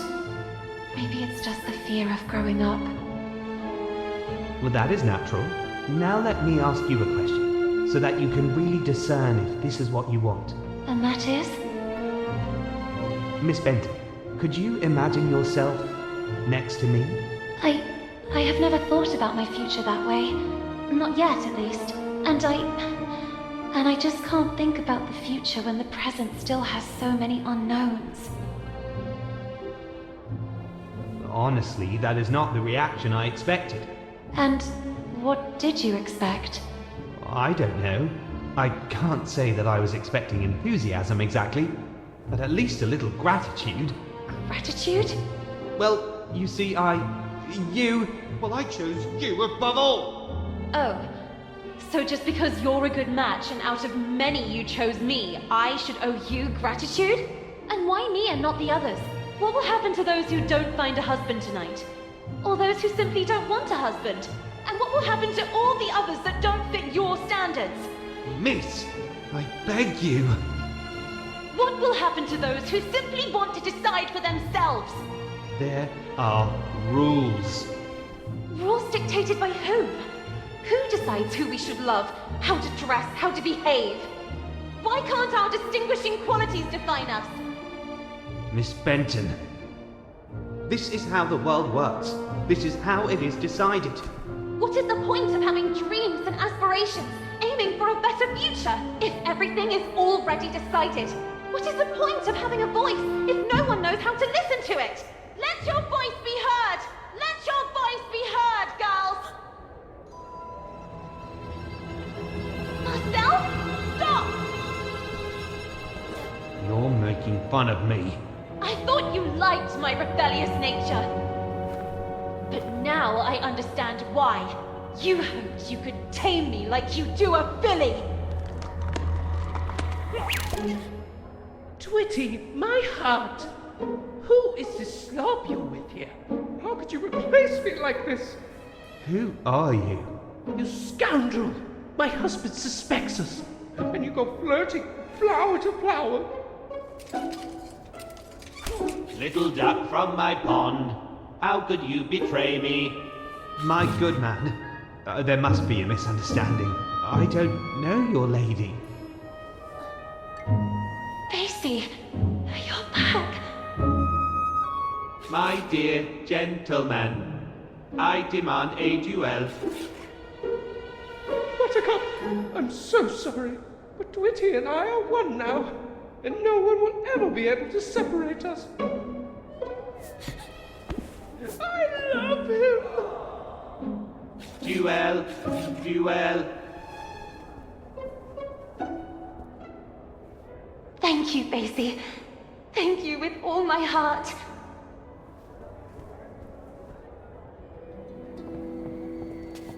Stop, Marcel! Enough with the running away! I know everything now! Where's Carole? What did you do to her? The little girl couldn't believe her eyes. You're a girl. I'm just Marcel. What happened to Carole? That's what I'm trying to understand too. But the other day, what were you doing near the theater in the basement of Bunny Hall? I saw you. I was stalking a shady figure. There was a nauseating stench down there. They were throwing things into the fire.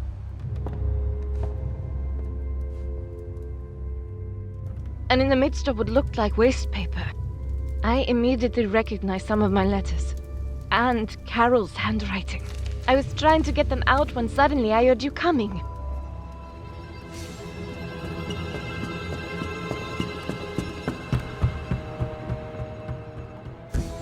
But then you two... how? My parents sent me here from France, to my uncle's house. It's just across the river, overlooking the Bunny Hole Clocktower. To fall in line, they said. The rigor of English ladies would make me a real woman. When one day, at the window, I noticed something at the edge of the river. It was a bottle, and inside that bottle was a letter. Were I the wind, I'd blow no more on such a wicked, miserable world. And yet I say again and swear it now that there's something all glorious and gracious in the wind. It was Moby Dick.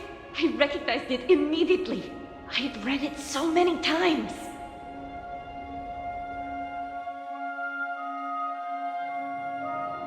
So I decided I would find out who its writer was. And so it happened one day, on the occasion of an open-door event. A reading group meeting was being held at Bunny Hall. And then, she appeared. Were I the wind, I'd blow no more on such a wicked, miserable world.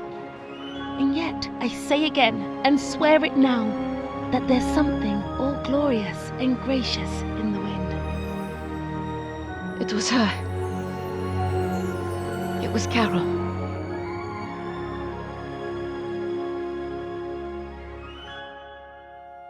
It all started like this. I left a letter for her, and we started writing to each other. My aunt and uncle soon discovered our correspondence and threw a wrench in the works. So Carole put her messages in bottles left to flow along the riverbank. I slipped mine to her among the newspapers sorted at Bunny Hall. And then what happened? We planned to run away together and join the suffragettes. I was waiting for a message from her in the usual bottle, in which she would establish the time, the method, and the signal. But that message never arrived. That letter! I saw it! It was in the flames! Someone must have found it and made it disappear, trying to cover up everything else. But who? What do you think really happened to her? Nothing good, I fear. Especially after finding these in the heater. Carole's glasses! Then you took these out! One moment. Now I remember. It's not the bottom of a glass, but the missing lens. Vicky and the others were right then. Frank. Duel. Duel.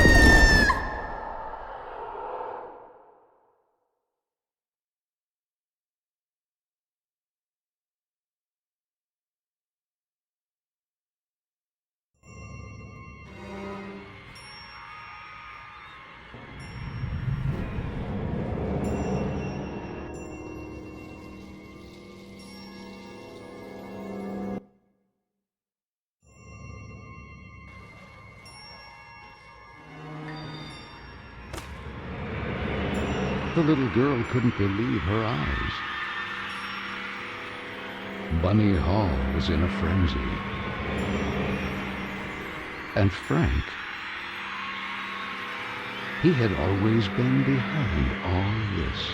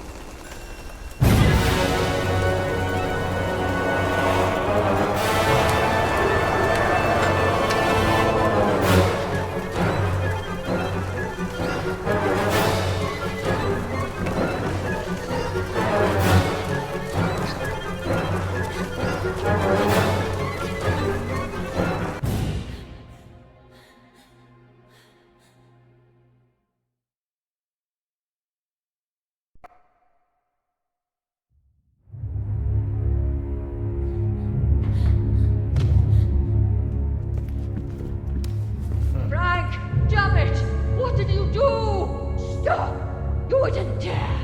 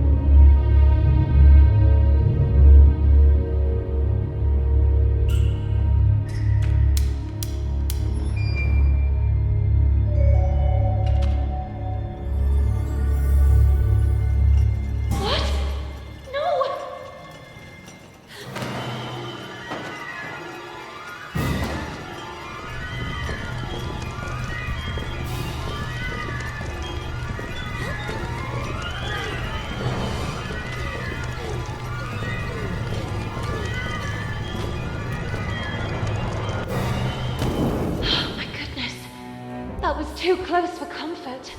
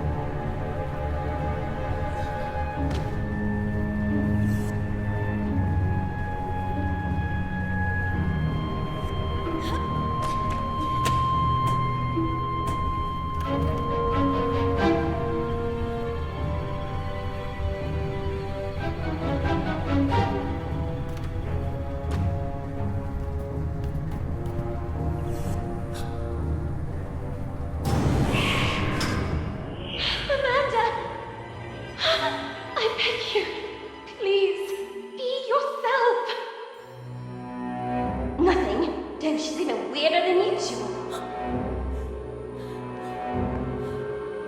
Vicky, girls! You're here too. So it seems. I have to get you out of here. Go away. At least get yourselves to safety. For goodness sake, Lana! At least for once, listen! Get out! That's just the beauty of it! Knowing how to let go. But this is not the time to do it! Oh, Tom, this is great! By the way, this is Amanda's. Ada Lovelace Byron, Emily Bronte, Jane Austen, Emily Dickinson, Florence Nightingale, Maria Montessori, Harriet Martineau, Hypatia, Harriet Tubman, Marie Curie, Virginia Woolf, Emily Pankhurst. Amanda, you're back! I am sorry. I'm sorry I gave in.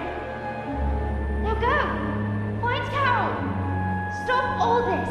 We'll be fine. She's right! Get out! But...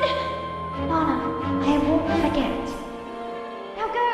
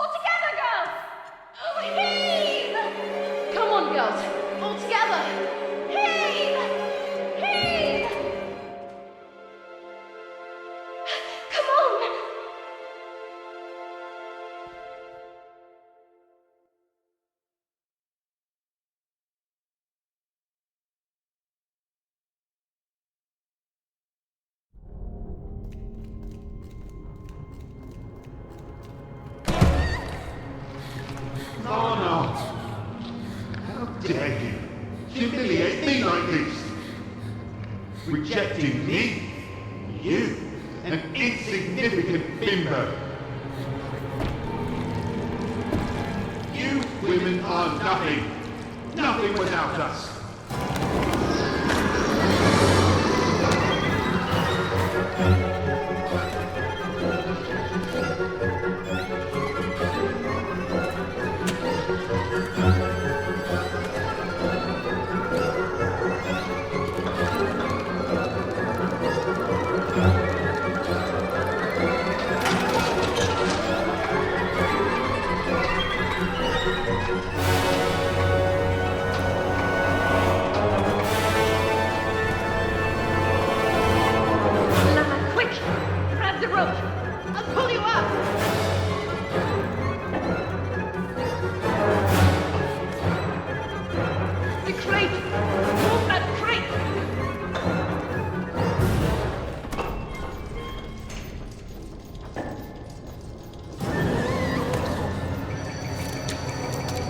Sorry.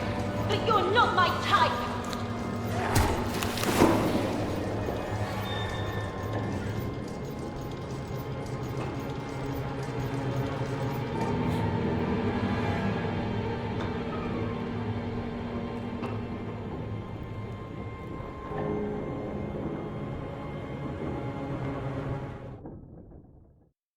Lana!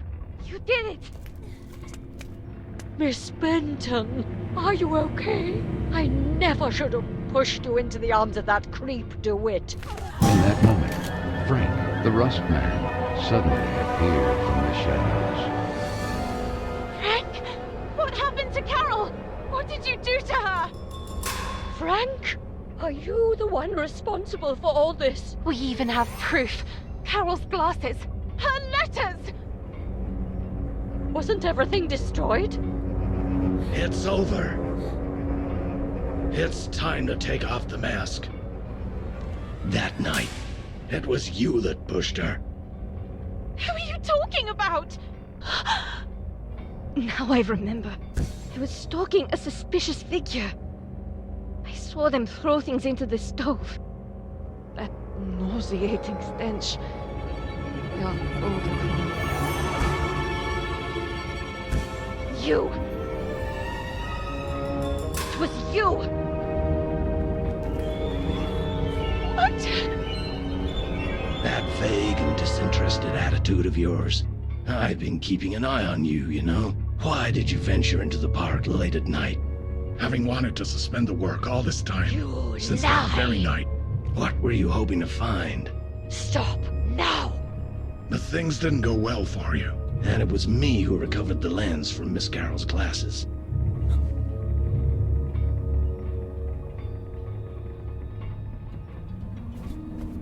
I know how much she meant to you, Miss Lana. And I'm sorry. I'm really sorry. It was an accident! Miss Hinman! And you couldn't just let it go and behave like a lady. Not even the advances of a rich young scion persuaded you to give it up. The best any woman could aspire to nowadays.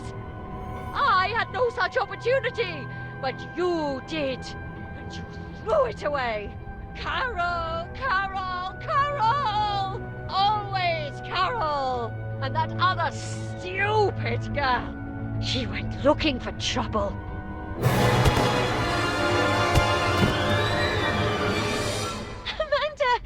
How? It was me. I freed them. I could no longer be your accomplice. Oh! No! You don't understand. She was running away. She fell. The breach. It all happened by chance. This is why you tried to dispose of the evidence? The wind. If it hadn't been for that damned storm, I would have already recovered everything, and in time. Swept away. And who knows where all that other waste paper ended up? It's really true. There's something all glorious and gracious in the wind. You have to understand me. If the matter had come to light, goodbye to the corporate collective. Goodbye to all this. All this? Do you really believe that all this is what we really want? Reduced to slaughter animals? Locked in cages?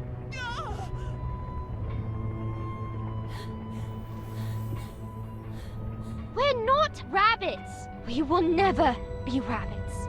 And you know what really disgusts me? That it was another woman who developed such a plan. How sad. You will remain a tiny and insignificant stain of ink used to write about great women who actually changed history. You, on the other hand, history will forget about you.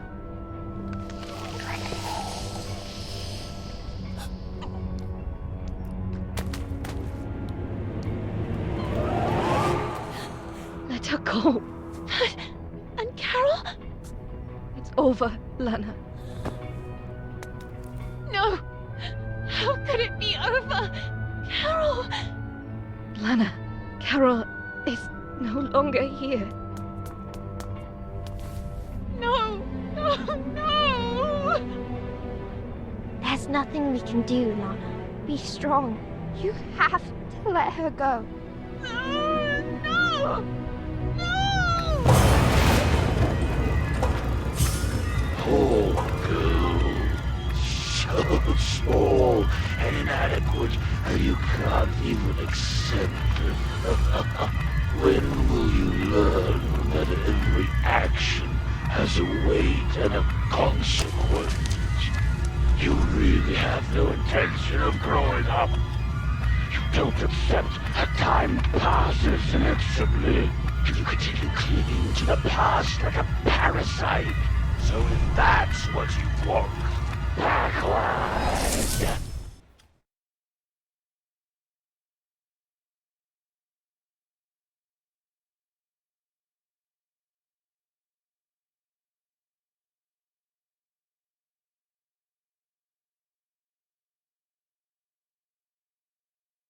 Sweet French, I am writing this letter in the hope that you will receive it.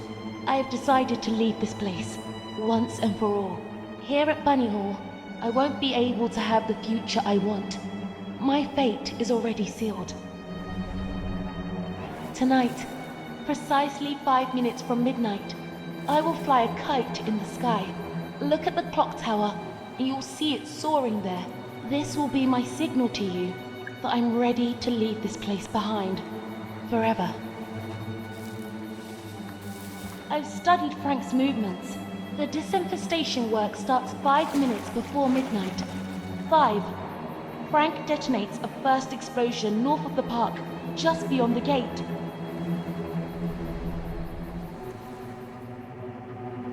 4.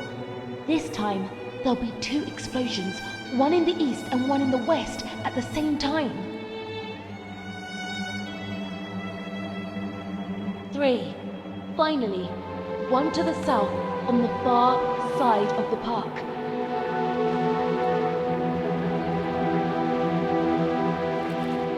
2. The charges will cease for just 2 minutes. Meanwhile, as Frank makes his way towards the gate that from the park leads back to Bunny Hall, it will remain open.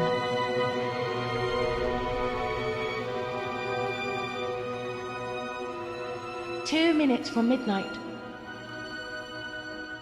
Just enough time to get through the gate and go all the way to the south side of the park. And finally away forever from Bunny Hall.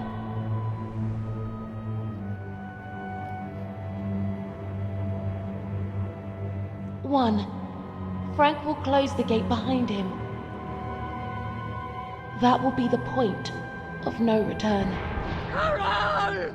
What do you think you're doing, miss? No! Please! What is all this nonsense? Sweet French! That letter! How? You couldn't really be planning to run away like that. I've already arranged your transfer. I gave my word. I beg you! You are grounded, young lady. And thank the heavens that I figured all this out just in time. Enough now. Come back immediately. I won't say it twice. I beg you. Let me go. You are a disgrace. No!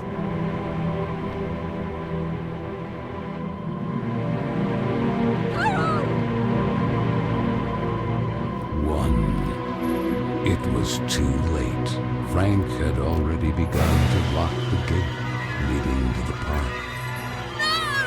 No! Carole! Stop! Immediately! Leave me alone! Damn you, Carole! That's dangerous! Come back immediately!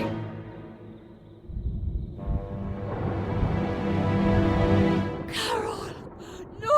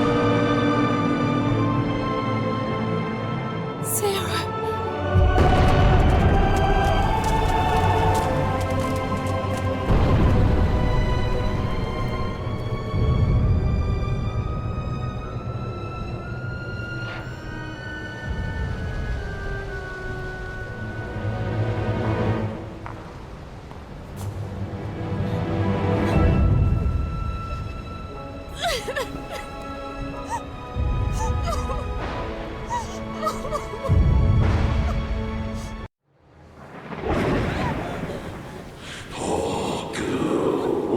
Now I understand why you hope so much to turn back the hands of time, rectify your foolish actions. No! No! I couldn't have known things would end up like this! If only you were allowed the letter to reach Marshall's hands. Instead, you condemned Carole forever. No! It's not true! I didn't want to! You can't change what has been. And now, have you finally remembered? Carole was destroyed forever.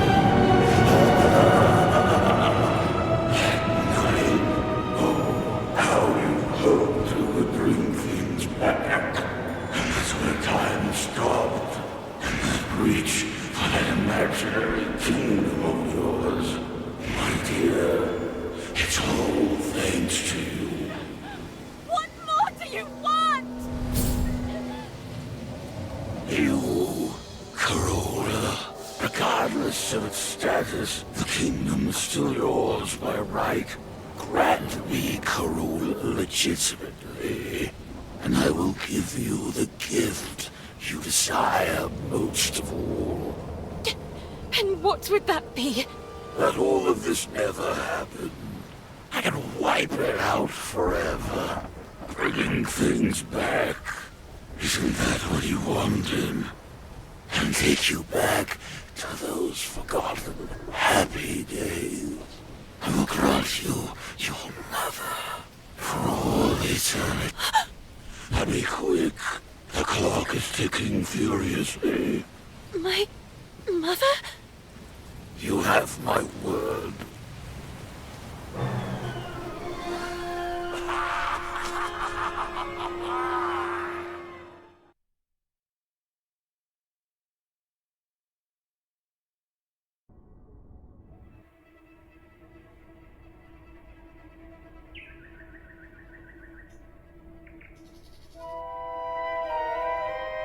The little girl came too. The place immediately seemed familiar to her, and she began to look around. Yet her memories before that were hazy, so much so that she couldn't explain how she got there.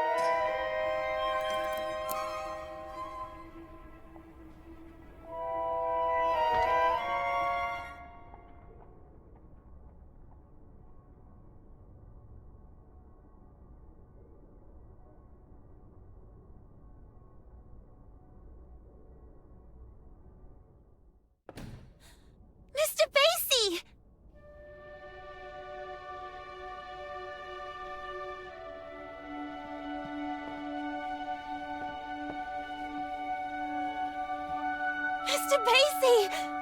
I remember you. Merry Christmas, my child. Mum!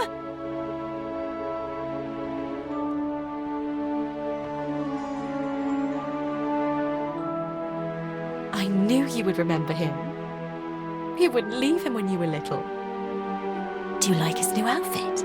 Now he's a real English lord. I didn't have time to finish his umbrella. I had to sew his head back on. Last time you almost tore him to pieces. But he's magical, so he came out almost unscathed. Magical? Do you think he can fly? Only if you want him to. Then he has superpowers! At your service, princess. Do you think he can also heal you? Lana.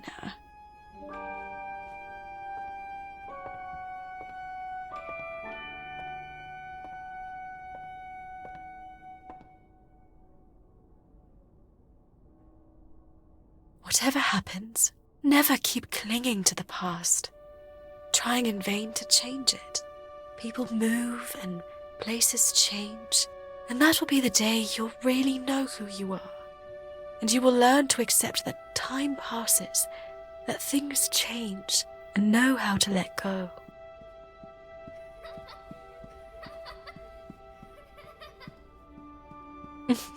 And when you least expect it, you will see me in every choice you make, in the smallest gesture.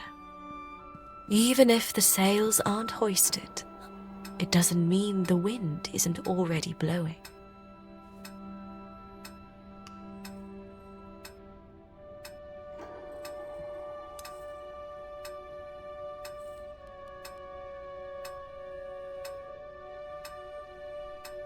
But wait a second.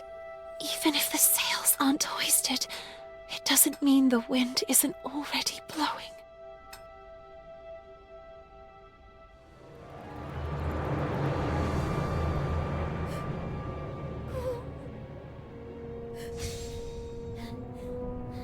Let me go! Miss Benton, you must come with us. No, please! Mom! The umbrella is not finished yet! Miss, it's too late, and you should accept it.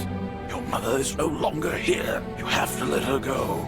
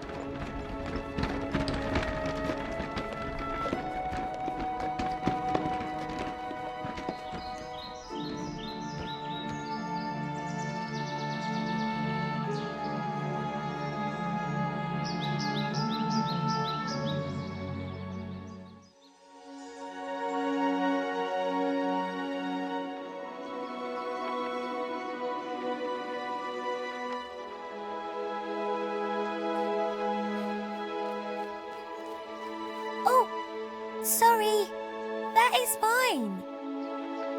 Hey, you're new, right? I'm Carole. Lana. I know, I get it. It's hard at first, but in time, things will get better. You'll see. Moreover, have you ever seen an estate with an enchanted park? Enchanted? Oh, yes, Carola. It's full of trees, roses, and cute rabbits. Come on then, follow me. I'll show you.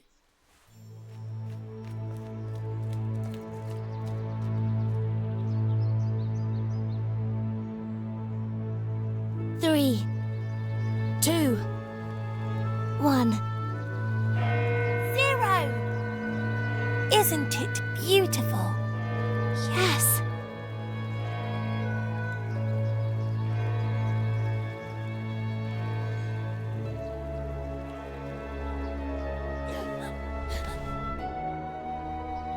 My sweet Lana, I have to go, please. Let me go. No. I cannot. No. I can't accept feeling that cold emptiness in my heart again. I don't want to have to forget your face too.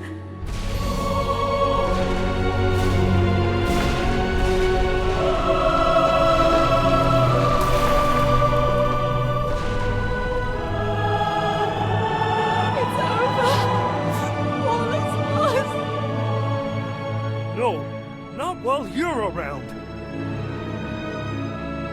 But what could I possibly... People go, places change. One day you'll learn to accept it. And that will be the day you really know who you are. And that day is today.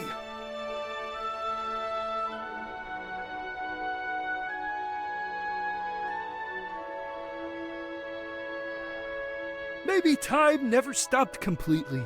You made me a warrior. You made me like this. You completed it for me. Be the hero of your own story. You have my sword, princess. Reclaim your kingdom.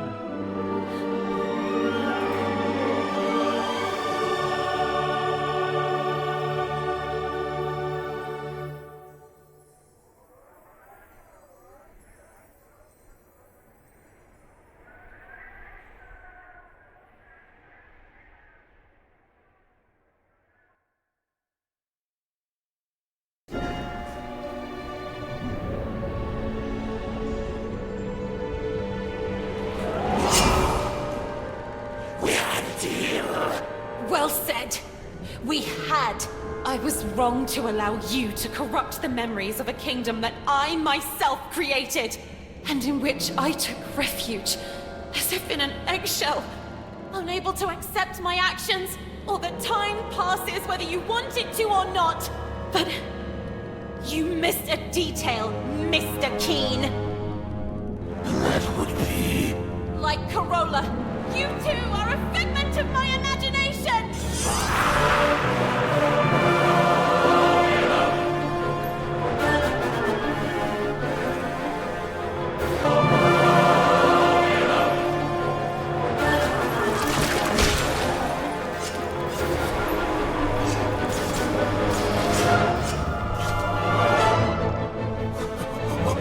You seriously think you can...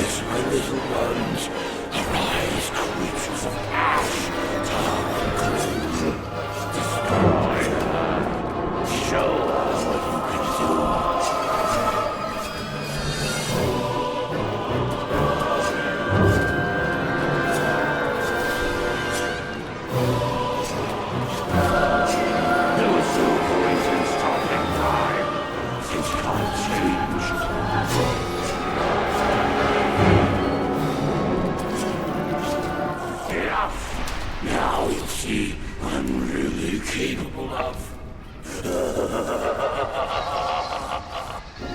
Will you really be able to let go of your sweet Carole this time? No, you won't. Your selfishness killed her. You didn't do it before. Why would you now? And yet she was ready to leave you.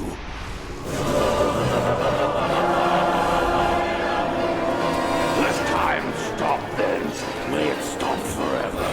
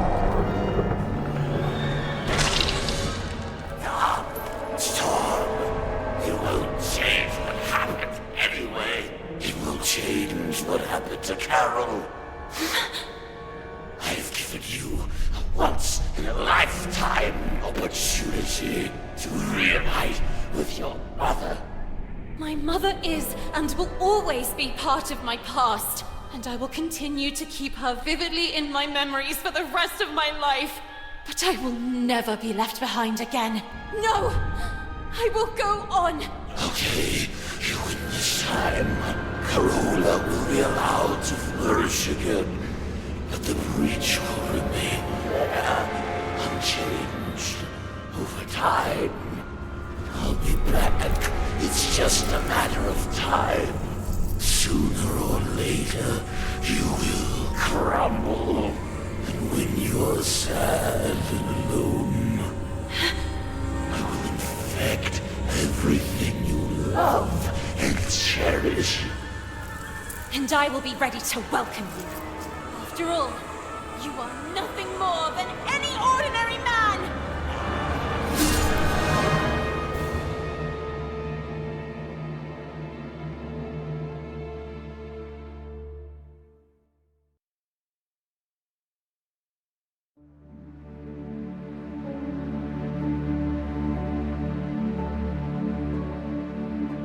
Why do I feel like I'm reliving a moment I've already lived? You, me, on this bench, all of this. Baesie, I'm sorry. It's my fault. Carola, it's too late. It's never too late. Look, there is no seed that goes to waste. If it thrives in a freshly bloomed flower, so Carola will flourish again. And I, with you by my side. No, Princess, you said it right. This is not your place. It's time for you to return home. To your real home. It will be up to me and the other spirits to restore the kingdom of Carola to its former splendor. The time has come to say goodbye. A handshake and off we go? I really don't know. Goodbyes have never been my thing. And what if you need me? I know you'll always be there, because I can feel it strongly inside me. And now? What will you do? What does such a small and inadequate girl do in a world made of ash, tar, and coal?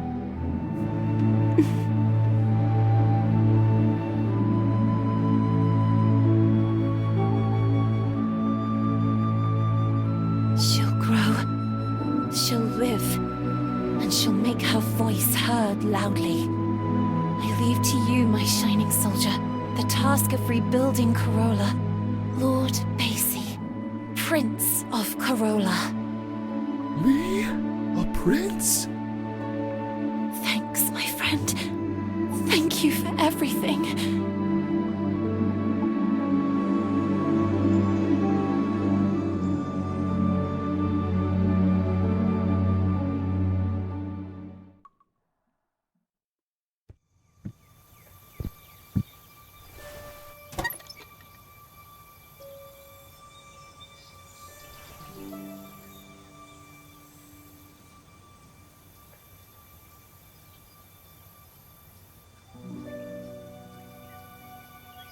Sweet Lana. This is Marcel. I'm just arrived in London. I can feel her, you know? Carole. Here. With the other suffragettes.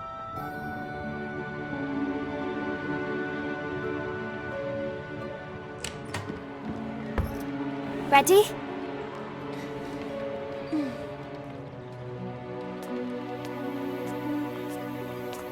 I can hear her voice. And I feel her alive, blossoming again, even inside me.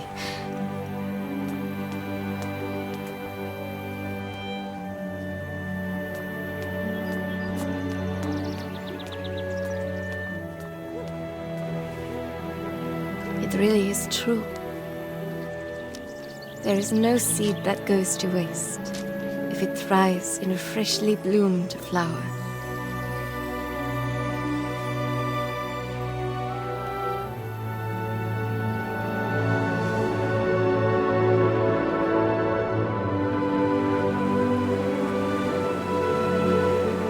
Hope to see you and Amanda again, and that you may soon join me in London. It's true that here on the streets when the wind picks up, it's frigidly cold.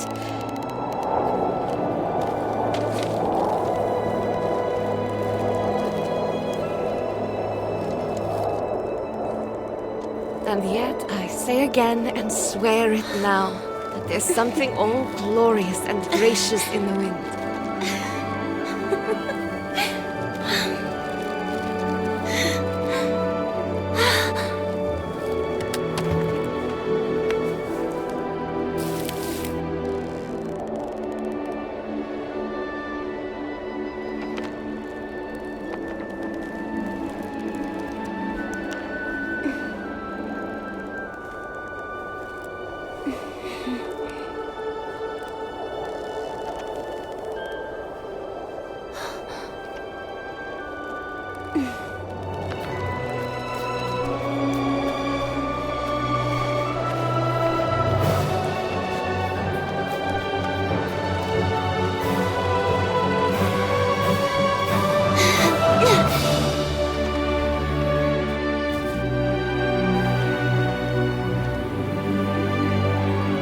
After all, what did Carole always say? When things don't go the way we want, try to see them from another perspective.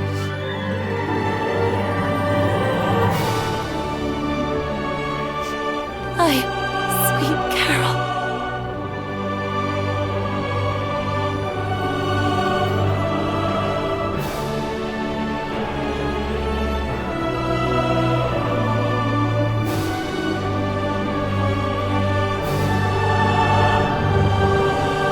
It all starts and ends with a girl, too small and inadequate for that world of ash, tar, and coal where she was born.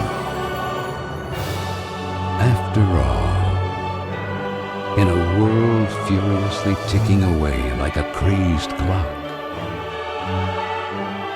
what can a little girl do? All by herself.